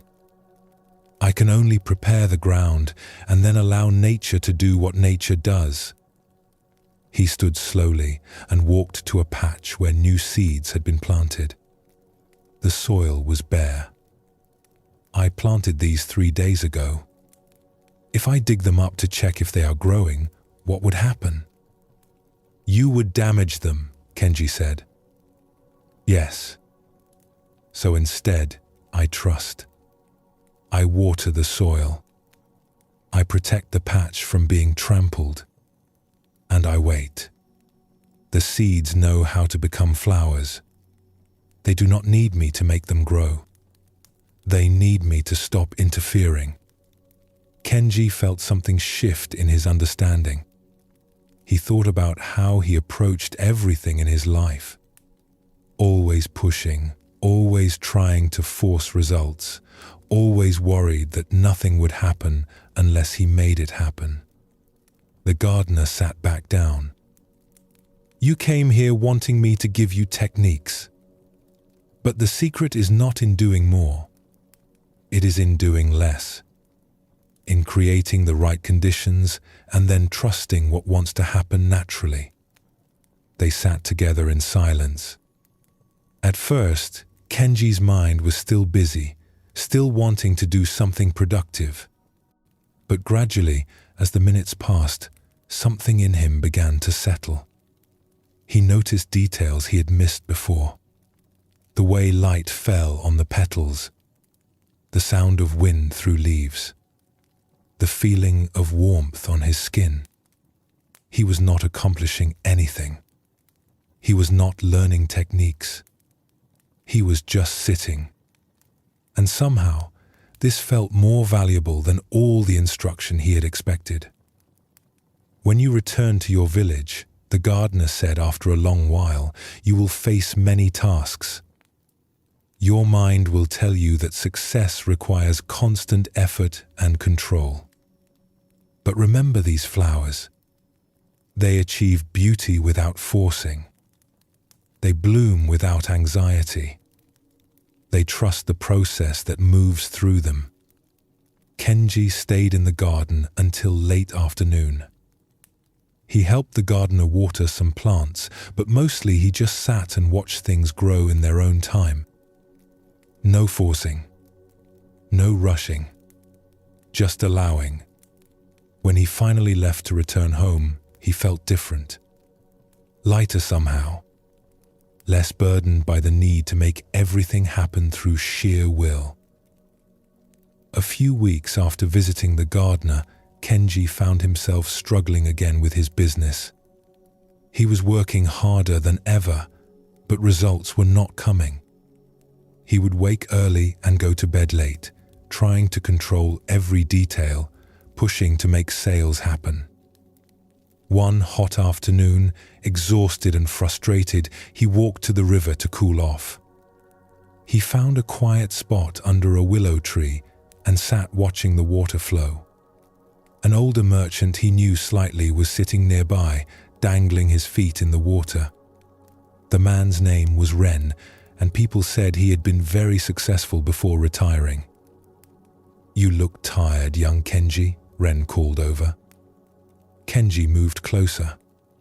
"I am.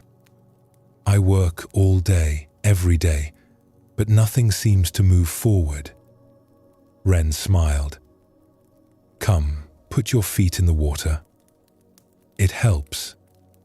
Kenji sat beside him and put his feet in the cool water.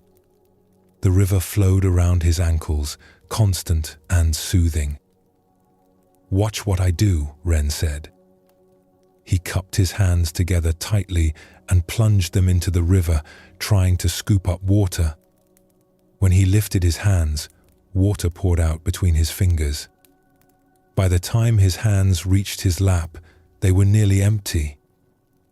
"That is what your working looks like right now," Ren said. "All effort, little result." "But I have to try," Kenji protested. "If I do not work hard, nothing will happen." "Try again, but differently." Ren held his hands open and relaxed, palms up, just under the water's surface. Water filled his palms naturally. He lifted his hands slowly, gently, and the water stayed, pooled in the curves of his open hands. "Same river. Different approach," Ren said. He poured the water back. "One way involves force and losing what you want. The other involves openness and receiving what comes naturally." Kenji looked at his own hands. He had been clenching everything so tightly. His business, his plans, his need for success, just like those closed fists trying to capture water. "But how do I be more open?" he asked. "How do I stop trying so hard when trying is all I know?" Ren gestured at the river. "Does the river try to flow?" "No." "Does it work hard to reach the sea?" "No, it just flows naturally. And yet it gets there. Every drop eventually reaches the ocean. Not because the river pushes and forces, but because it follows the path of least resistance. It moves around obstacles. It allows the earth to guide it. It trusts the natural movement." Kenji watched the river. It did seem effortless. Even when it met rocks or fallen branches, the water simply flowed around them. No struggle, no forcing. Just constant, natural movement. "I think I've been like those rocks," Kenji said slowly. trying to make the water go where I want instead of moving with it. Ren laughed. Yes. And how well does that work for rocks? The water goes around them. They cannot control it. They just get wet and worn down by fighting what they cannot change. They sat in comfortable silence for a while. Kenji felt the water flowing past his feet. Cool. Constant. Utterly without effort. Tell me about your business, Ren said finally. What are you trying so hard to control? Kenji explained. He was trying to force customers to buy, pushing hard to close deals, working late into the night planning strategies, worrying constantly about competition. And how do customers respond to all this pushing? Ren asked. Kenji had to admit they often seemed uncomfortable. Some avoided him now. Others made excuses and left quickly. His desperate energy was probably pushing them away. What if you tried the open hands approach? Ren suggested. Instead of trying to capture customers, what if you simply offered value and allowed them to come naturally? That sounds like doing nothing, Kenji said. Is this doing nothing? Ren gestured at his open hands, still resting in the water. I am present. I am positioned correctly. I am open and ready. But I am not forcing. There is a difference between doing nothing and allowing things to happen naturally. Kenji thought about this. So I still show up. I still do my work. But I stop trying to force results? Exactly. You create conditions. You position yourself well. You offer quality. And then you trust that the right customers will come. You allow the natural flow instead of fighting against it. Over the following weeks, Kenji experimented with this approach.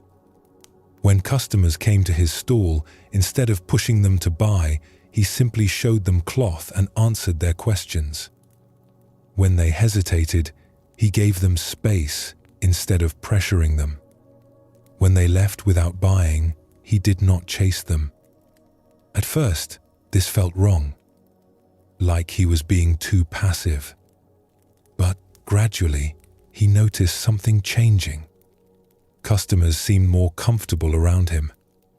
They started returning more often. They brought friends. His business actually began to improve. He was working less hard but getting better results.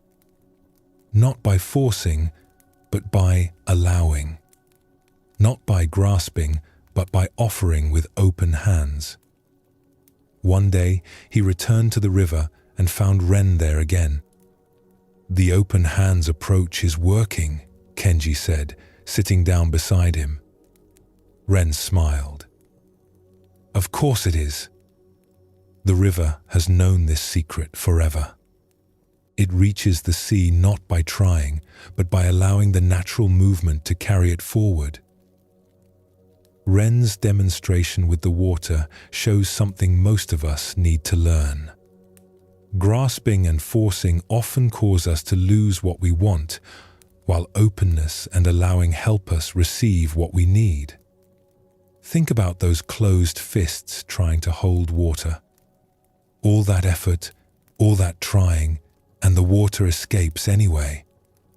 The harder you squeeze, the less you retain. This is not because you are not trying hard enough. It is because the approach itself is wrong. Open hands held gently allow water to pool naturally. Less effort. Better results. This is not about being passive or giving up. Ren still had to position his hands correctly. He still had to be present and attentive. But he was not forcing. The river provides the perfect metaphor. It flows constantly toward the sea, but it never tries to get there. It does not push or force or worry. It simply moves naturally, following the path of least resistance, trusting the process. And every drop eventually arrives. Your life has a natural flow too. There are things trying to come to you, opportunities trying to reach you, connections wanting to form. But if you are always grasping and forcing, you block that natural flow. You become like those rocks in the river, trying to control the water instead of moving with it. Think about what you are grasping as you try to sleep. Are you holding tightly to worries, trying to solve them before you can rest? Are you squeezing problems, attempting to control what tomorrow will bring? Are you clenching at the day that passed, unable to let it go? All that grasping prevents the natural flow. Sleep is trying to reach you, but your closed fists are keeping it away. What if you tried Ren's approach? Open your hands. Not literally, though you can do that too. But, metaphorically, open your grip on whatever you are trying to control. Let worries be worries without trying to solve them all tonight. Let problems be problems without trying to fix them all right now. Let the day that passed flow away like water returning to the river. This is not giving up. It is not being irresponsible. It is recognizing that some things cannot be forced. Some things can only be received. And receiving requires open hands, not clenched fists. Ren's success in business came from this understanding. He offered value with open hands and let customers come naturally. He did not chase or force. He trusted the flow, and the flow brought him what he needed. You can do the same with sleep. Offer your body rest with open hands. Create comfortable conditions. Lie down with willingness, and then release your grip. Stop trying to make it happen. Let sleep come to you naturally, the way water fills open palms. The river does not try to reach the sea.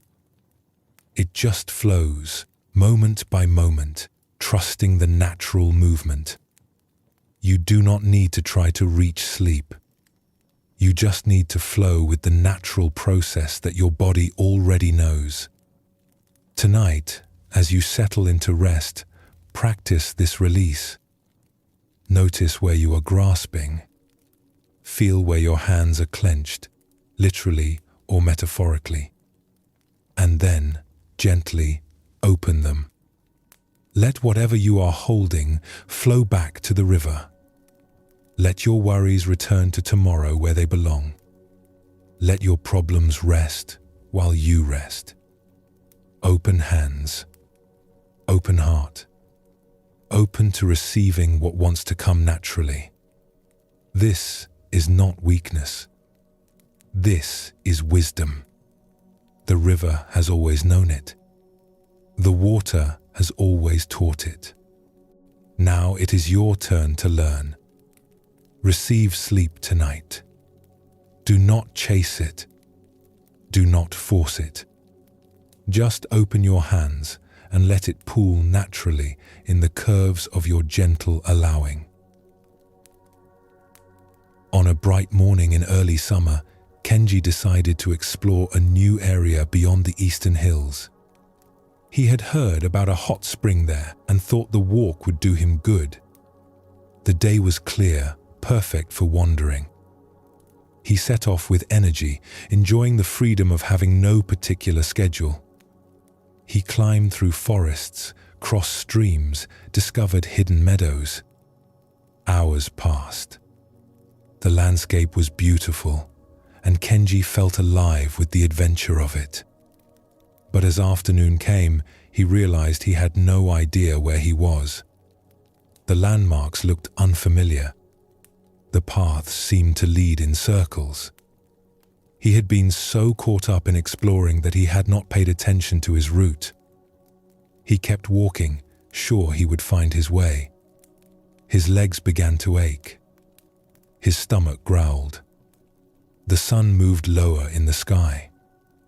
Still, he pushed forward, determined to find the hot spring, or at least the way back home. By the time he finally stumbled onto a path he recognized, his body was exhausted. His feet had blisters. His throat was dry. He had ignored all the signs that he needed to stop and rest, too focused on his goal to listen to what his body was telling him. When he finally reached his village as the sun was setting, he went straight to the well and drank deeply. The water tasted better than anything he could remember. His body had been trying to tell him he needed water for hours, but he had ignored it.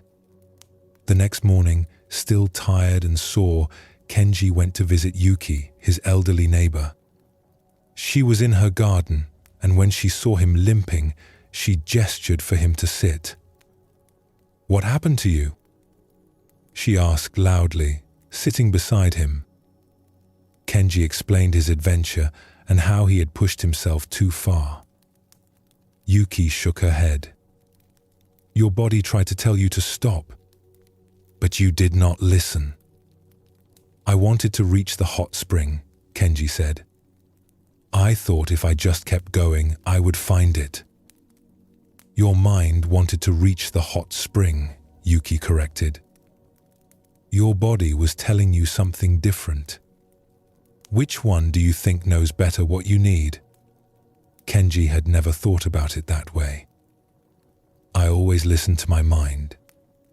That is where my thoughts are, where I make decisions."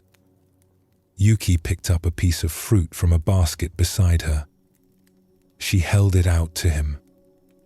"Smell this." Kenji leaned forward and smelled it. The fruit was rotten. He pulled back immediately. "That is bad." "How did you know?" "I just knew.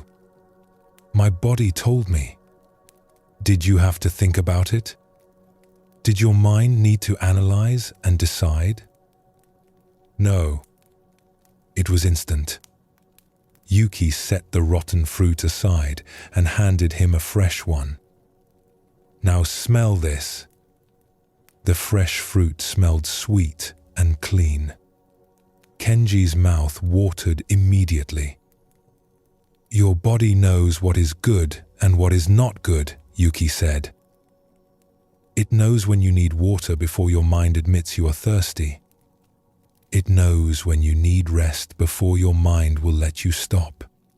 It knows when food is rotten before your thoughts can explain why." She gestured at her garden.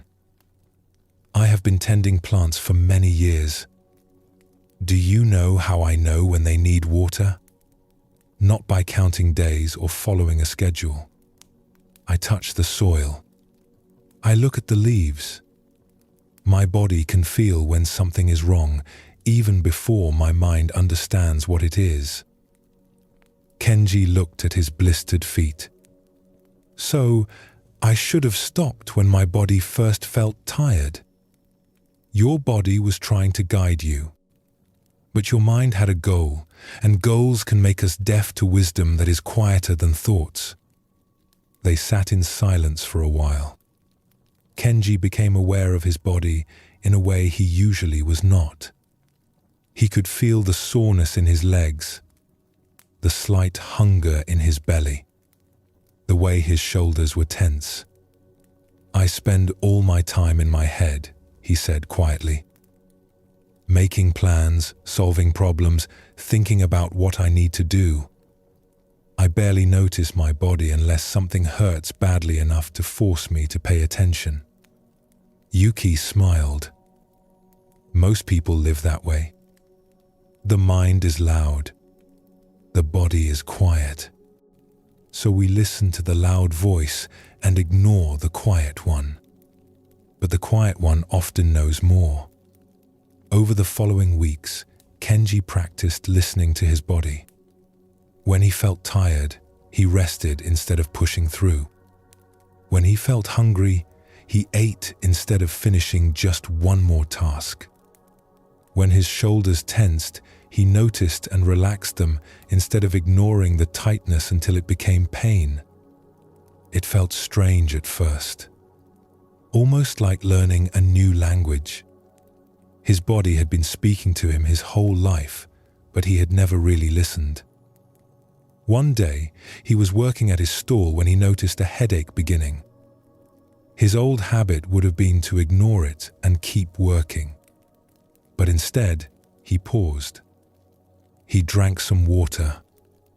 He stepped into the shade for a few minutes.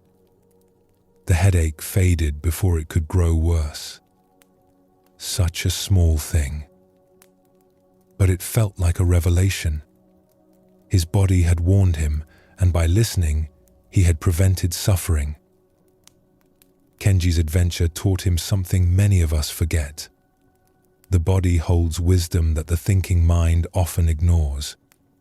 We are so focused on our mental goals and plans that we stop hearing what our physical being is trying to tell us. Think about Yuki's lesson with the fruit. Kenji knew instantly that the rotten fruit was bad. He did not need to think about it or analyze it. His body simply knew. This kind of knowing is older and often more reliable than the thinking mind's conclusions. Your body is constantly communicating with you. It tells you when you need rest through subtle signals of fatigue. It tells you when you need nourishment through feelings of hunger. It tells you when something is wrong through sensations of discomfort or unease. But how often do you actually listen? Most of us live almost entirely in our heads. We make decisions based on what we think we should do, not on what our bodies are telling us we need. We push through tiredness because our minds say we should accomplish more. We ignore hunger because we are busy with mental tasks. We carry tension in our bodies for hours without noticing. The mind is loud and insistent. It creates plans and goals and demands. The body is quieter. It speaks through sensations, through subtle feelings, through gentle signals that are easy to miss if you are not paying attention. But as Yuki explained, the quiet voice often knows more. The body understands things the mind has not yet figured out. It senses what is healthy and unhealthy. It knows when you need to stop before your mind will admit it. It feels what is true before your thoughts can justify or explain it. Kenji spent hours ignoring his body's signals because his mind had a goal. He wanted to reach the hot spring.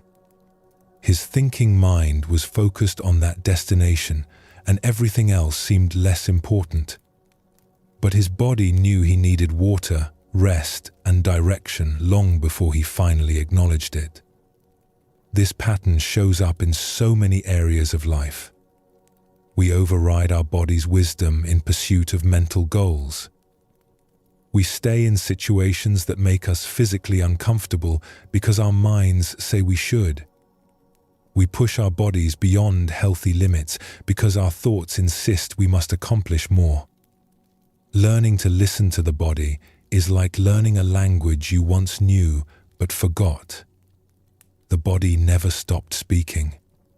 You just stopped listening.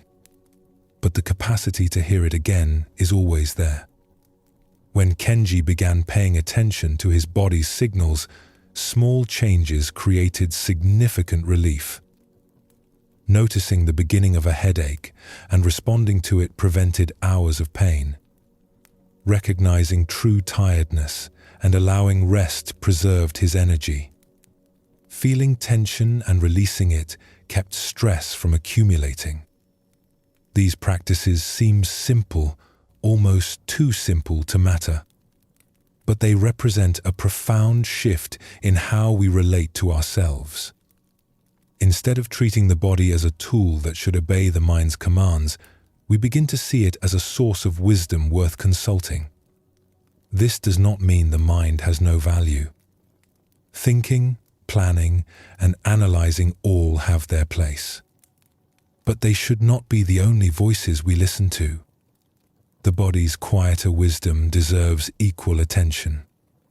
When you notice physical sensations, you are receiving information. Tightness in your chest might be telling you something makes you anxious. Tension in your jaw might indicate you are holding back words that need to be spoken. Heaviness in your limbs might signal you need rest more than you need to complete another task. These sensations are not obstacles to overcome or annoyances to ignore. They are guidance from a wise part of yourself that is always trying to help you move toward well-being. The peace that comes from listening to your body is different from the peace that comes from achieving goals. It is quieter, more sustainable, more rooted in what you actually need rather than what you think you should want. As you move through your day and evening, notice what your body is telling you. Not just the loud signals of pain or extreme hunger, but the quieter ones. The slight fatigue, the gentle tension, the subtle sense of comfort or discomfort in different situations. You do not have to act on every signal immediately. Just notice. Just listen. Begin to recognize that your body has wisdom worth hearing. Over time, this listening becomes natural and you find yourself moving through life with less struggle because you are working with your body's knowledge rather than against it. In the warmth of late summer, Kenji received a message from a wealthy merchant who wanted to discuss a large order. The message said the merchant would arrive at Kenji's stall sometime in the afternoon. Kenji should wait for him there. Kenji arrived at his stall early, excited about the potential business. He arranged his cloth displays perfectly. He made sure everything looked its best. Then he sat down to wait. The morning passed slowly. Customers came and went, but none of them were the wealthy merchant. Kenji kept glancing down the market road, watching for someone who might be his expected visitor. Noon came. Still no merchant. Kenji's excitement began to mix with frustration. The message had said afternoon, but when exactly? Should he have asked for a specific time? He tried to stay busy. He rearranged his cloth again, even though it did not need rearranging. He counted his inventory even though he already knew what he had. He swept around his stall even though it was already clean. But none of this helped. He was just filling time, and he knew it. The waiting felt empty, useless. All this time sitting here when he could be doing something productive. An older merchant at the next stall watched Kenji's fidgeting with amusement. Her name was Hana, and she had been working at this market longer than Kenji had been alive. "You are terrible at waiting," she called over. Kenji sighed. "I feel like I am wasting time. Just sitting here doing nothing while life passes by." Hana set down the basket she was weaving. "Come here. I want to show you something." Kenji walked over to her stall. She gestured at a row of small plants she kept in clay pots. "I planted these seeds 8 days ago. Do you see anything happening?" Kenji looked at the pots. The soil was dark and damp, but he saw no sprouts, no leaves, nothing growing. "They look empty." "Empty," Hana repeated. "That is what everyone sees. But tell me, are the seeds doing nothing?" "Well, no. They are growing under the soil." "Exactly. Just because you cannot see the movement does not mean nothing is moving. The seeds are splitting open. Roots are pushing down. Shoots are preparing to push up. More is happening in that still soil than you can imagine. She looked at Kenji. Waiting is like this. It looks empty from the outside. But if you pay attention, you will find it is actually full of life. Kenji glanced back at his stall. But I am just sitting there. There is nothing to pay attention to. Is that true? Hana asked. Nothing at all? Kenji returned to his stall and sat down again. This time, instead of fidgeting and watching for the merchant, he tried to notice what was actually here. The warmth of sun on his shoulders. The smell of fresh bread from a stall nearby. The sound of people talking, laughing, bargaining. A child running past, chasing a dog. Shadows shifting as clouds moved overhead. He realized the market was alive with detail he usually missed because he was always thinking about what came next, what needed to be done, where he needed to go. Time felt different when he paid attention this way. Not empty and dragging, but rich and full. Each moment had texture and weight.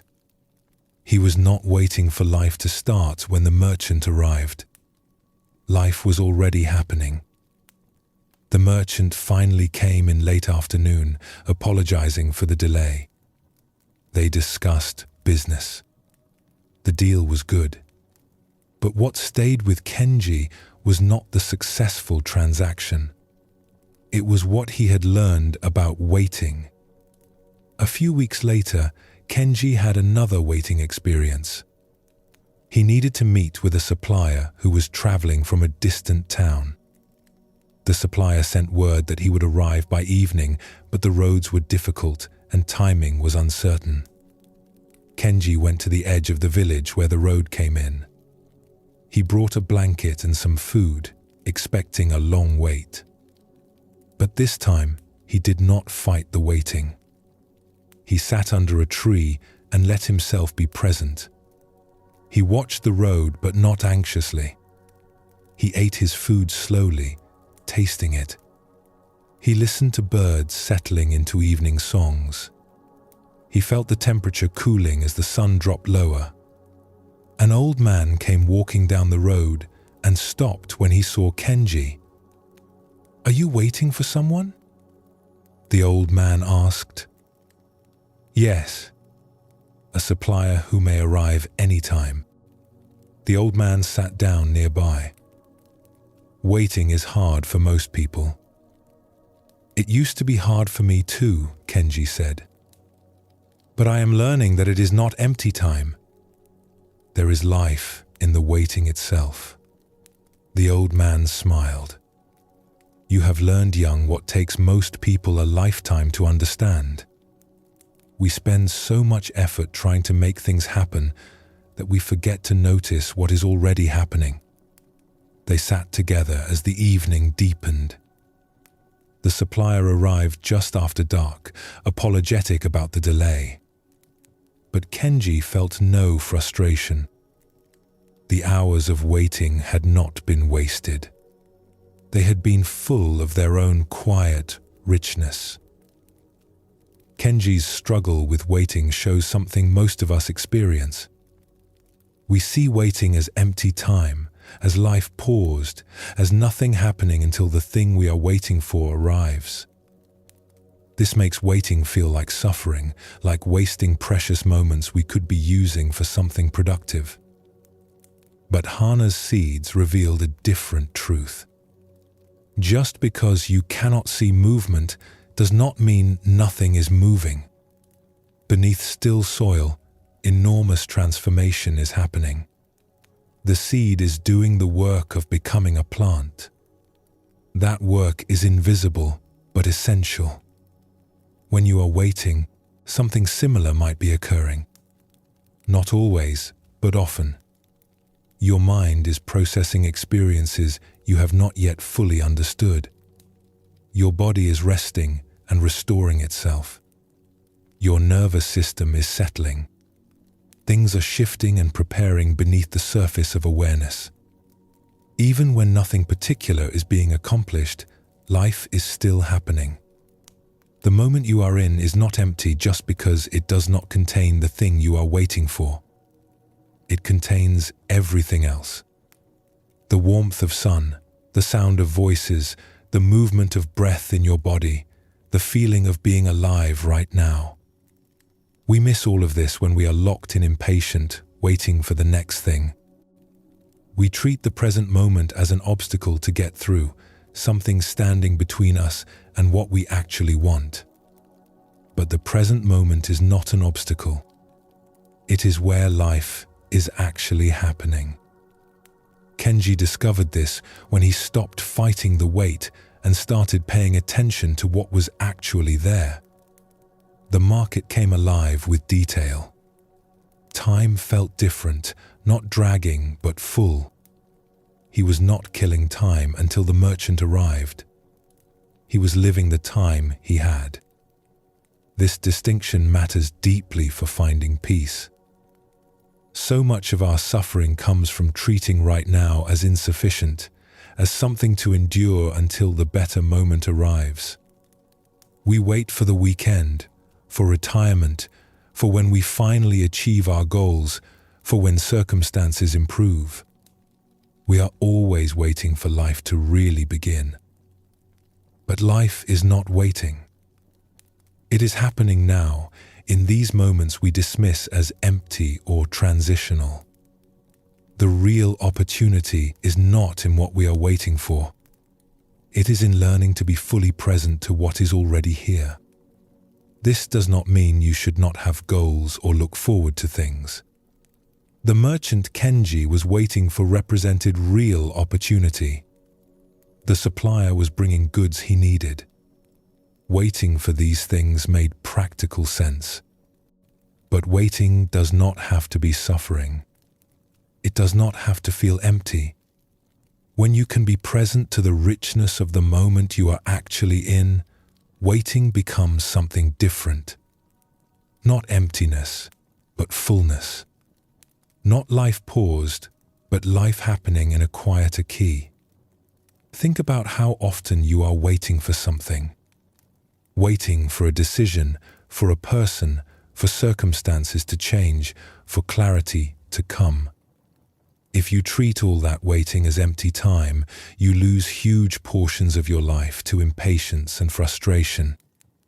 But what if you could find the richness in waiting itself? Not by pretending you do not want what you are waiting for, but by recognizing that the present moment has its own value regardless of what comes next. The seeds under the soil are not trying to rush their transformation. They are doing what seeds do at the pace that transformation requires. Some processes cannot be hurried. Some waiting cannot be eliminated. The only choice is whether to suffer through it or to find what is valuable in it. When you stop treating waiting as an enemy and start seeing it as part of life's rhythm, something shifts. You are no longer constantly frustrated by the gaps between what you want and what you have. You can rest in the actual moment, which is the only moment you truly have anyway. The peace this brings is not dramatic. It does not solve problems or change circumstances, but it removes a layer of unnecessary suffering. You stop fighting against time itself. You stop resenting the present moment for not being the future moment. You find that life, even when it includes waiting, is still worth being present for. As autumn arrived and the air turned crisp, Kenji found himself struggling with familiar frustrations. His business had its ups and downs. Some days felt easy, others difficult. He noticed himself worrying about money, questioning his choices, wondering if he was making progress or just spinning in circles. These were the same worries he had felt a year ago. the same anxious thoughts that had driven him to seek out the master in the mountains. He had learned so much since then, grown so much, changed so much. Yet, here he was again, feeling uncertain and lost. One morning, feeling particularly discouraged, he decided to walk up the mountain path behind the village. He needed to clear his head. The path wound through forest and over rocky sections, eventually leading to a viewpoint overlooking the valley. As he climbed, he recognized landmarks from previous walks. The twisted pine tree that looked like it was bowing. The flat rock perfect for resting. The stream crossing with stepping stones. He had been this way many times. When he reached the viewpoint, he found an old woman sitting there. She looked like a wanderer with weather-worn clothes and a walking stick beside her. "Beautiful view," she said as he approached. "Yes," Kenji agreed, sitting on a nearby rock. "I come here often when my mind is troubled." "What troubles you today?" Kenji hesitated, then explained. "I feel like I am back where I started. The same worries, the same struggles. I thought I had learned and grown, but maybe I have not changed at all." The old woman nodded slowly. "Do you know this path well?" "Very well. I have walked it many times." "And each time, does the path change?" "No. It is always the same path." "But do you walk it the same way every time?" Kenji thought about this. "I suppose not." In spring, the flowers bloom beside the path. In summer, shade from the leaves makes it cool. In autumn like now, the rocks can be slippery with leaves. And in winter, sometimes snow covers everything.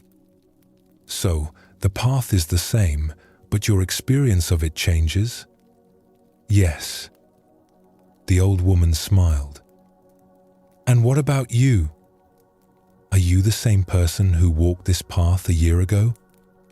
Kenji started to say yes, then stopped. He thought about who he had been when he first climbed this mountain seeking the master. Anxious, confused, desperate for answers. He thought about who he was now. Still struggling at times, yes, but different in how he held those struggles. "I suppose I am not the same," he admitted. "Then you are not back where you started. You are on a familiar path, but you are a different walker." She stood and brushed off her clothes.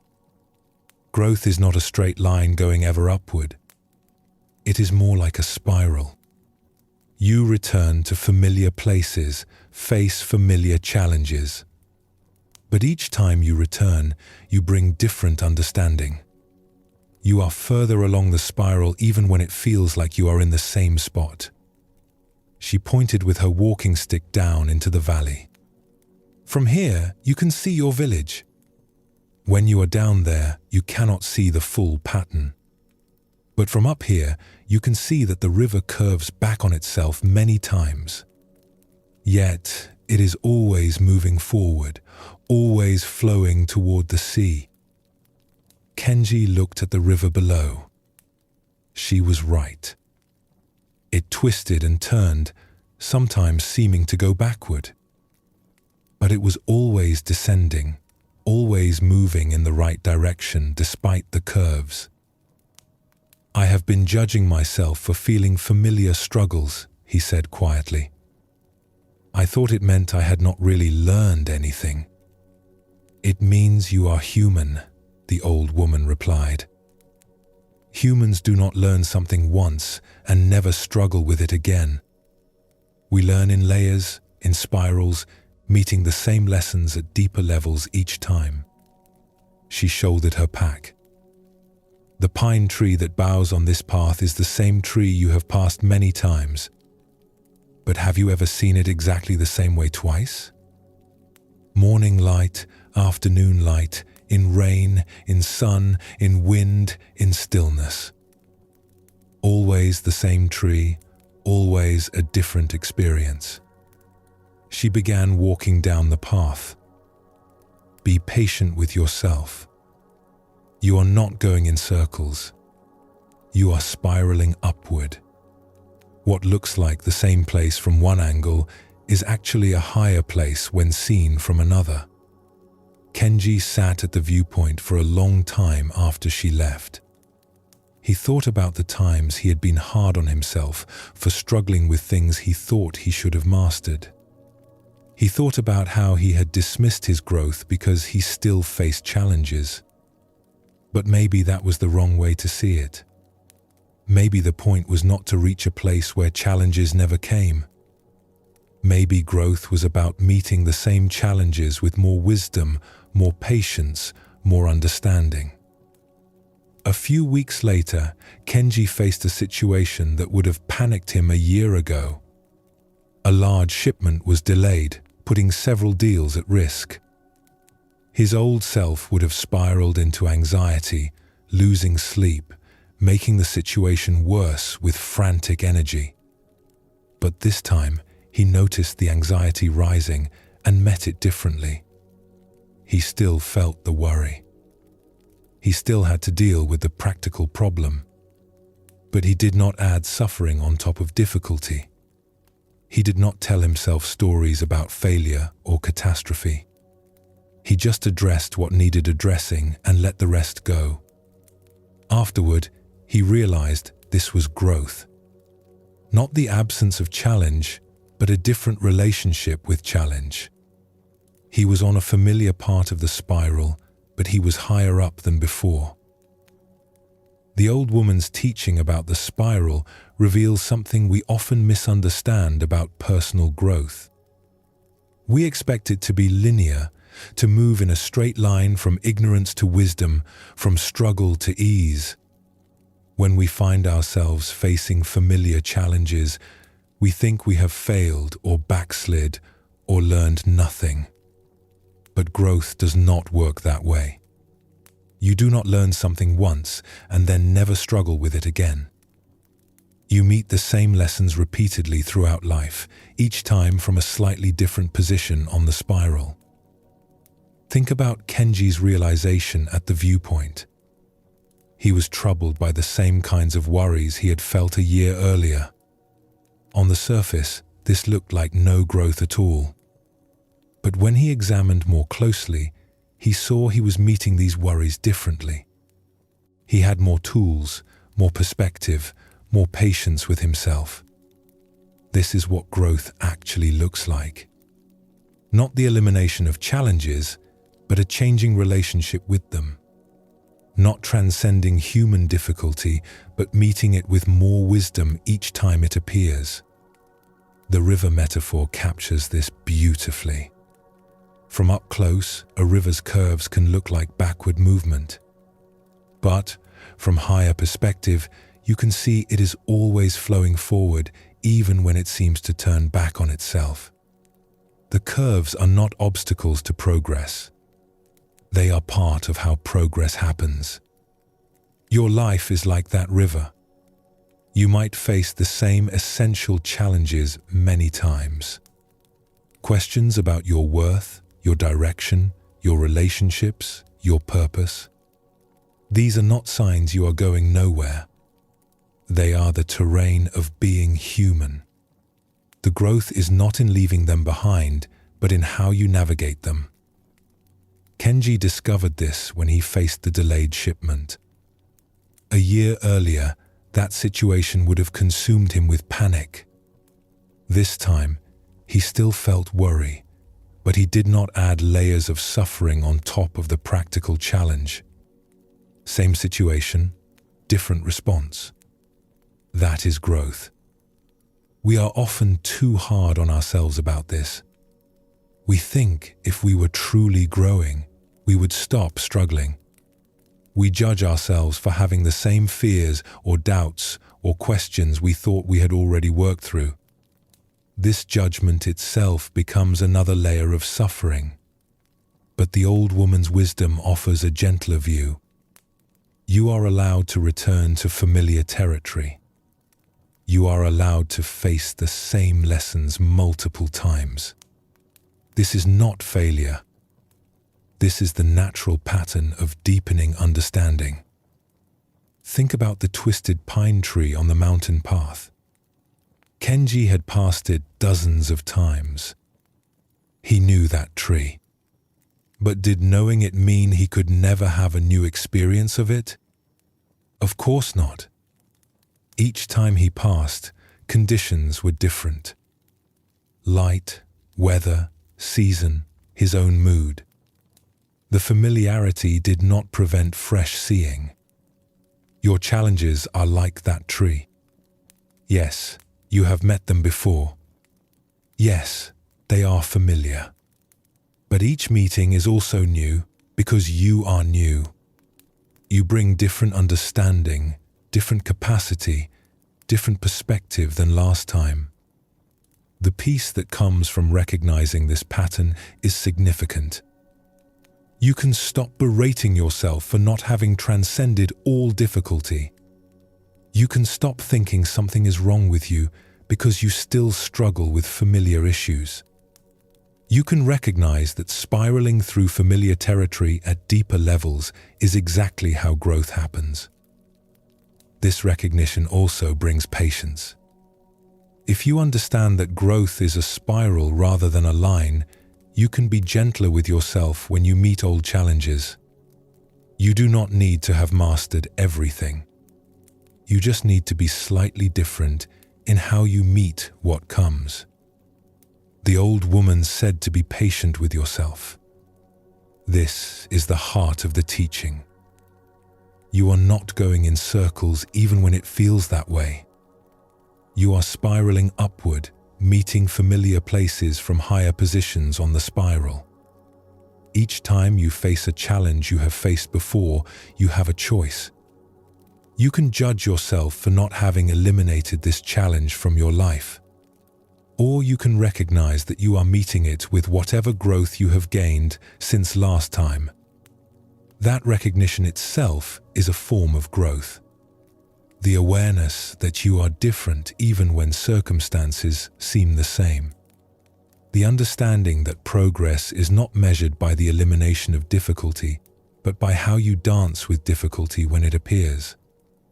As you reflect on your own journey, notice where you have been hard on yourself for revisiting familiar struggles. Notice where you have dismissed your growth because you still face challenges. Can you see the spiral pattern? Can you recognize that you are not in the same place even when the view looks familiar? The path is the same. The challenges are familiar, but you are different. And that difference, however subtle, is the real measure of growth.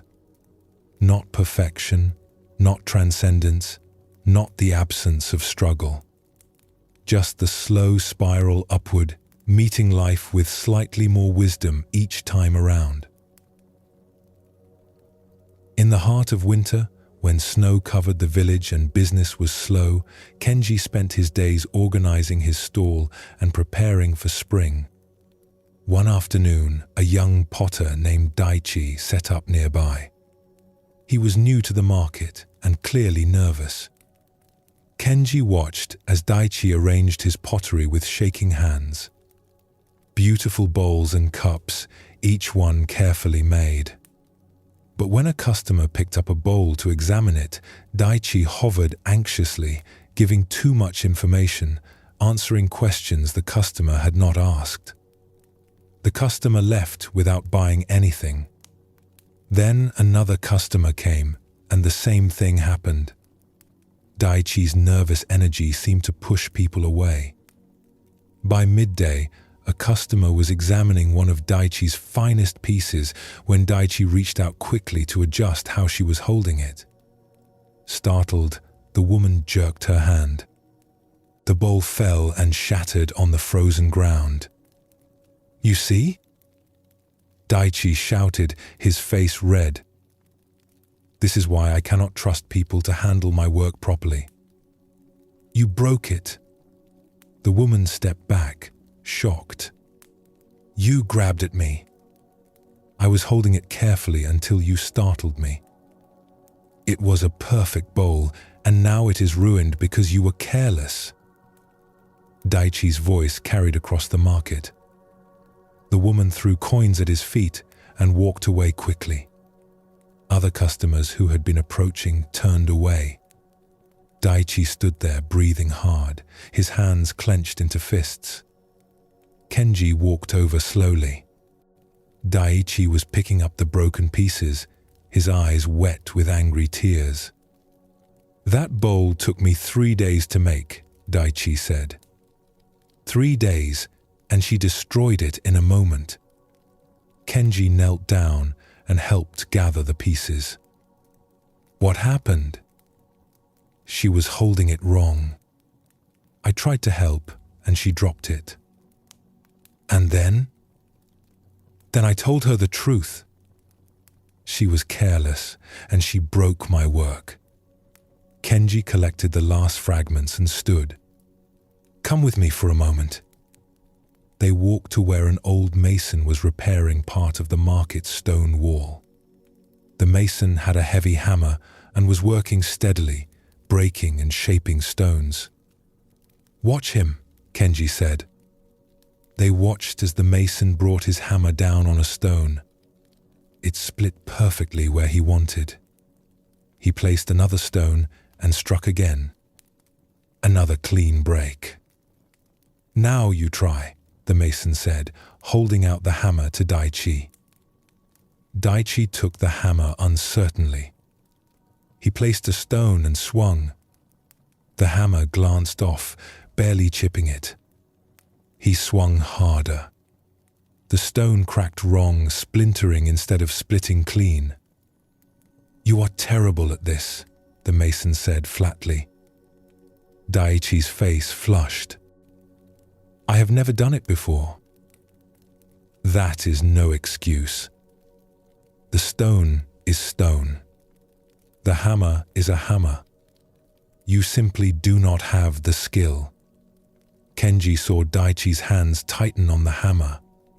His jaw clenched. For a moment, it looked like he might throw the hammer or storm off. But then something in his expression changed. He looked at the hammer, then at the mason. "You are right," Daichi said quietly. He handed back the hammer. "I do not have the skill, but the way you said it made me want to hit you with that hammer instead of the stone." The mason laughed, surprised. "Now you are learning. Come, let me show you the right way." As they walked back to Daichi's stall, Kenji asked, "What did you learn?" "That I react when people criticize me, even when they are right." "And what else?" Daichi was quiet for a moment. "That I did the same thing to the customer. She made a mistake, and I reacted with anger instead of responding with understanding. I made her feel the way the mason made me feel." "Yes," Kenji said. "The woman did not break your bowl on purpose. She was startled, but you treated her like she was careless and stupid. How did that feel when the mason did it to you?" "Terrible. I wanted to defend myself, to prove I was not stupid." "That is what the woman felt too. And she will never buy from you now. Neither will anyone who heard you shout at her." They reached Daichi's stall. Several people were looking at his pottery, but keeping their distance. "What should I have done?" Daichi asked. "What if you had said to the woman, 'I am sorry I startled you. Are you hurt?' Instead of blaming her?" Daichi looked sick. "She would have felt bad about the bowl instead of angry at me. Maybe she would have even offered to pay for it. But now she paid resentfully, and left telling everyone about the rude potter who yelled at her. Daichi sat down heavily. I cannot take back what I said. No, but you can choose differently next time. You can notice when you are about to react with anger and pause. In that pause, you can choose a response that does not make things worse. Over the following weeks, Kenji watched Daichi practice this. A customer haggled too aggressively, and Daichi's face would flush. But then he would pause, breathe, and respond calmly. A child touched a cup with sticky fingers, and Daichi would start to snap, then stop and smile instead, gently guiding small hands away. It was not perfect. Sometimes Daichi still reacted before he could catch himself. But he got better at noticing the moment between what happened and how he responded. That small space where choice lived. One day, another bowl fell and broke. The customer was mortified, apologizing profusely.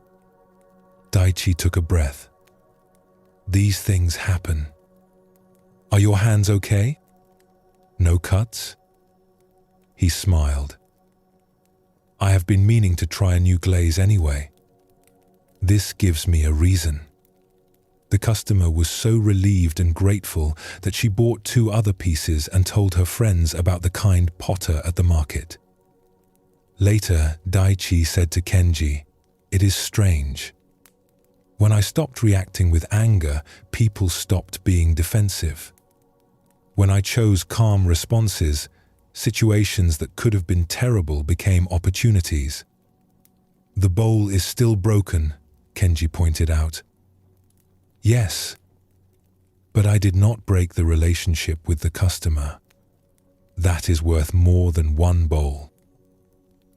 Daichi's story shows us something crucial about how we create our own suffering.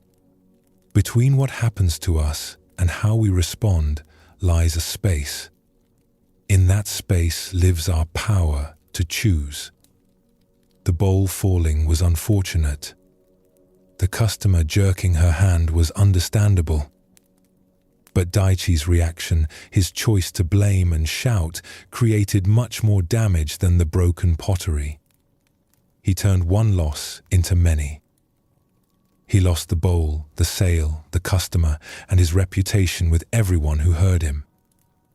All of that additional loss came from his reaction, not from the original event. We do this constantly. Something happens that we do not like, and we react automatically. Someone speaks sharply, and we snap back. A plan falls through, and we spiral into frustration. A mistake happens, and we lash out in blame. These reactions feel justified in the moment, but they almost always make things worse. The Mason's lesson was harsh, but effective. He showed Daichi exactly what it felt like to be on the receiving end of a harsh reaction. Daichi wanted to throw the hammer or storm off. He wanted to defend himself, to prove he was not stupid. Those impulses arose automatically. But then something important happened. Daichi paused. In that pause, he chose a different response. He acknowledged the truth without attacking back. That choice changed the entire situation. The Mason's harshness became an opportunity to learn instead of a reason for conflict. This is the heart of the teaching. You cannot always control what happens to you. Bowls will break. People will make mistakes. Plans will fail. Life will present difficulties. But you can always choose how you respond. The choice is not always easy. Daichi had to practice for weeks, and he still sometimes failed. But he got better at recognizing that space between stimulus and response. That tiny moment where choice lives. Think about your own reactions. How often do you respond to difficulty with automatic patterns that make things worse? How often does your quick anger or defensiveness or blame create new problems on top of the original one? The broken bowl was a loss, but Daichi's shouting turned it into something much bigger. When he learned to pause and choose his response, the next broken bowl became something smaller. An unfortunate accident that he handled with grace. The customer who broke the second bowl became a loyal buyer because of how Daichi responded. That would never have happened if he had reacted with anger. His choice to respond with kindness created value where his reaction had previously created harm. This is not about being perfect or never feeling angry. Daichi still felt the flash of frustration when the second bowl broke. The feeling is not the problem. The problem is reacting from that feeling without choosing your response. You can feel anger and still speak calmly. You can feel frustrated and still respond with patience. You can feel hurt and still choose not to hurt back. The feeling and the response are not the same thing. When you recognize this, you gain access to real freedom. You are no longer a puppet of your impulses, automatically reacting to whatever happens. You can feel what you feel and still choose what serves you and others better. This choice becomes easier with practice. At first, you might only notice after you have already reacted badly. That is fine. Noticing afterward is the first step. Then you start catching yourself during the reaction. Eventually, you might notice the impulse before you act on it. Each time you successfully pause and choose, you strengthen that capacity. The space between what happens and how you respond grows a little wider. Your reactions have less power over you. Your choices have more. The peace this brings is profound. When you stop reacting automatically to every difficulty, life becomes less chaotic. You still face challenges, but you do not multiply them with your own reactivity. You can meet what comes with more steadiness and wisdom. As spring approached, Kenji prepared for his busiest season. He had arranged a large shipment of fine cloth from a supplier in a distant province. The cloth was expensive, but he knew it would sell well when the wealthy families began ordering new robes for the festival season. The supplier promised delivery in 2 weeks. Kenji planned his entire spring around that timing. He turned down other opportunities, saved money for the purchase, and told customers when they could expect the special cloth. 2 weeks passed. No delivery. Kenji sent a message asking about the delay. The reply came back vague. Roads were difficult. Weather had been poor. The shipment would come soon. Another week passed. Then another. Kenji grew increasingly anxious. He had made commitments based on that delivery. Customers were asking when the cloth would arrive. His savings sat idle when he could have used that money differently. He felt frustrated with the supplier. Why make promises you cannot keep? Why not send accurate updates?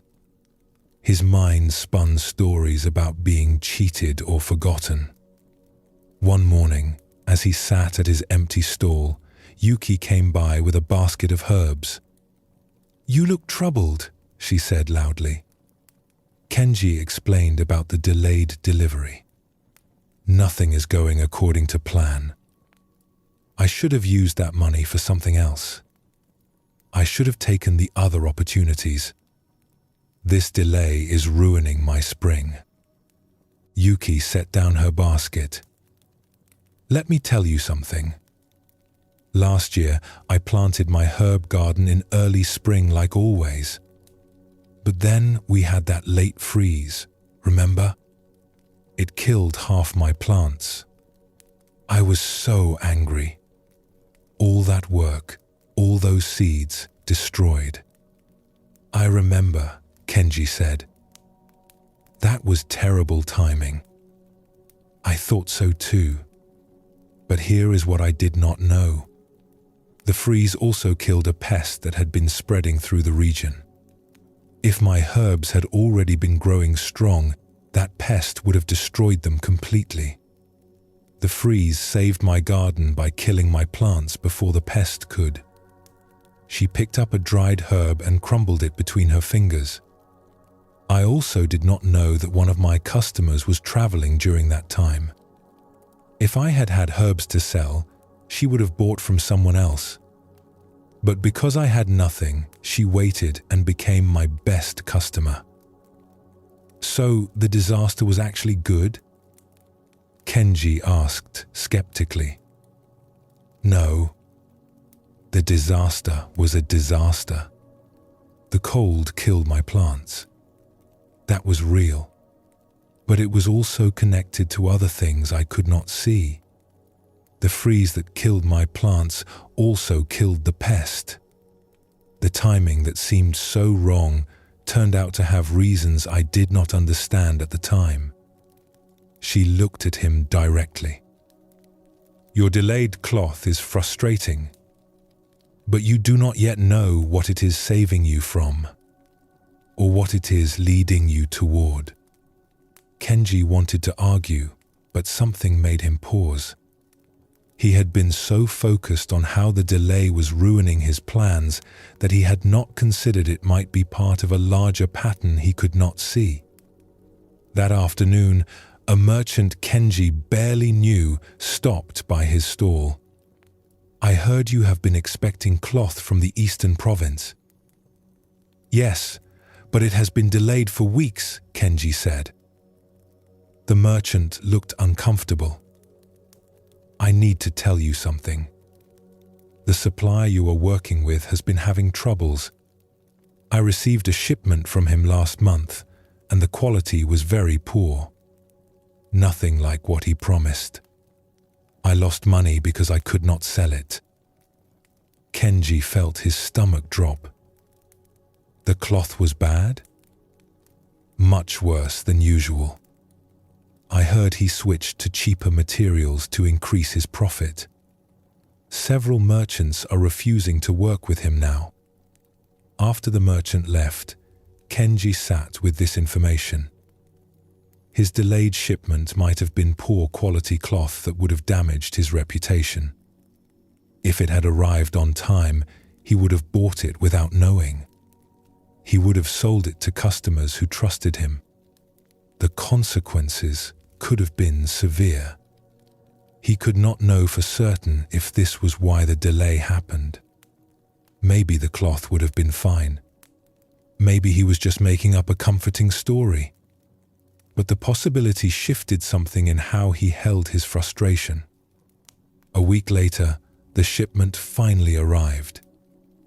But Kenji inspected it carefully this time instead of accepting it immediately. The quality was indeed poor. He refused the delivery and demanded his deposit back. Without that money tied up, he was able to buy from a different supplier he met at the market. The new cloth was even better than what he had originally ordered, and because he bought it later in the season, he got a better price. By the time the festival season arrived, Kenji had excellent cloth that sold quickly at good profit. His spring turned out better than his original plans would have allowed. He thought about Yuki's story of the freeze and the pests. How something that seemed terrible at the time had been protecting her from something worse she could not see. He would never know for certain if the delay had saved him from a bad situation. But he learned to hold his frustrations more lightly. When things did not go according to plan, instead of immediately seeing disaster, he would think, I do not yet know what pattern this is part of. Sometimes delays were just delays. Sometimes plans fell through for no good reason. But sometimes, more often than he would have guessed, what seemed to be working against him was actually working for him in ways he could only see later. This did not mean pretending to be happy when things were difficult, but it meant not adding suffering on top of difficulty by insisting he knew what everything meant before time revealed the larger pattern. Kenji's delayed shipment reveals something important about how we judge our experiences. We think we know what is good and what is bad based on our immediate wants and plans. But we are seeing from a very limited perspective. The delay frustrated Kenji because it disrupted his plans. From his position, it looked like pure problem, pure obstacle. He could not see that the cloth he was waiting for was poor quality. He could not see that the delay was protecting him from a situation that would have cost him much more than waiting cost. Yuki's story about the freeze that killed her herbs showed the same pattern. From inside the moment, it looked like disaster.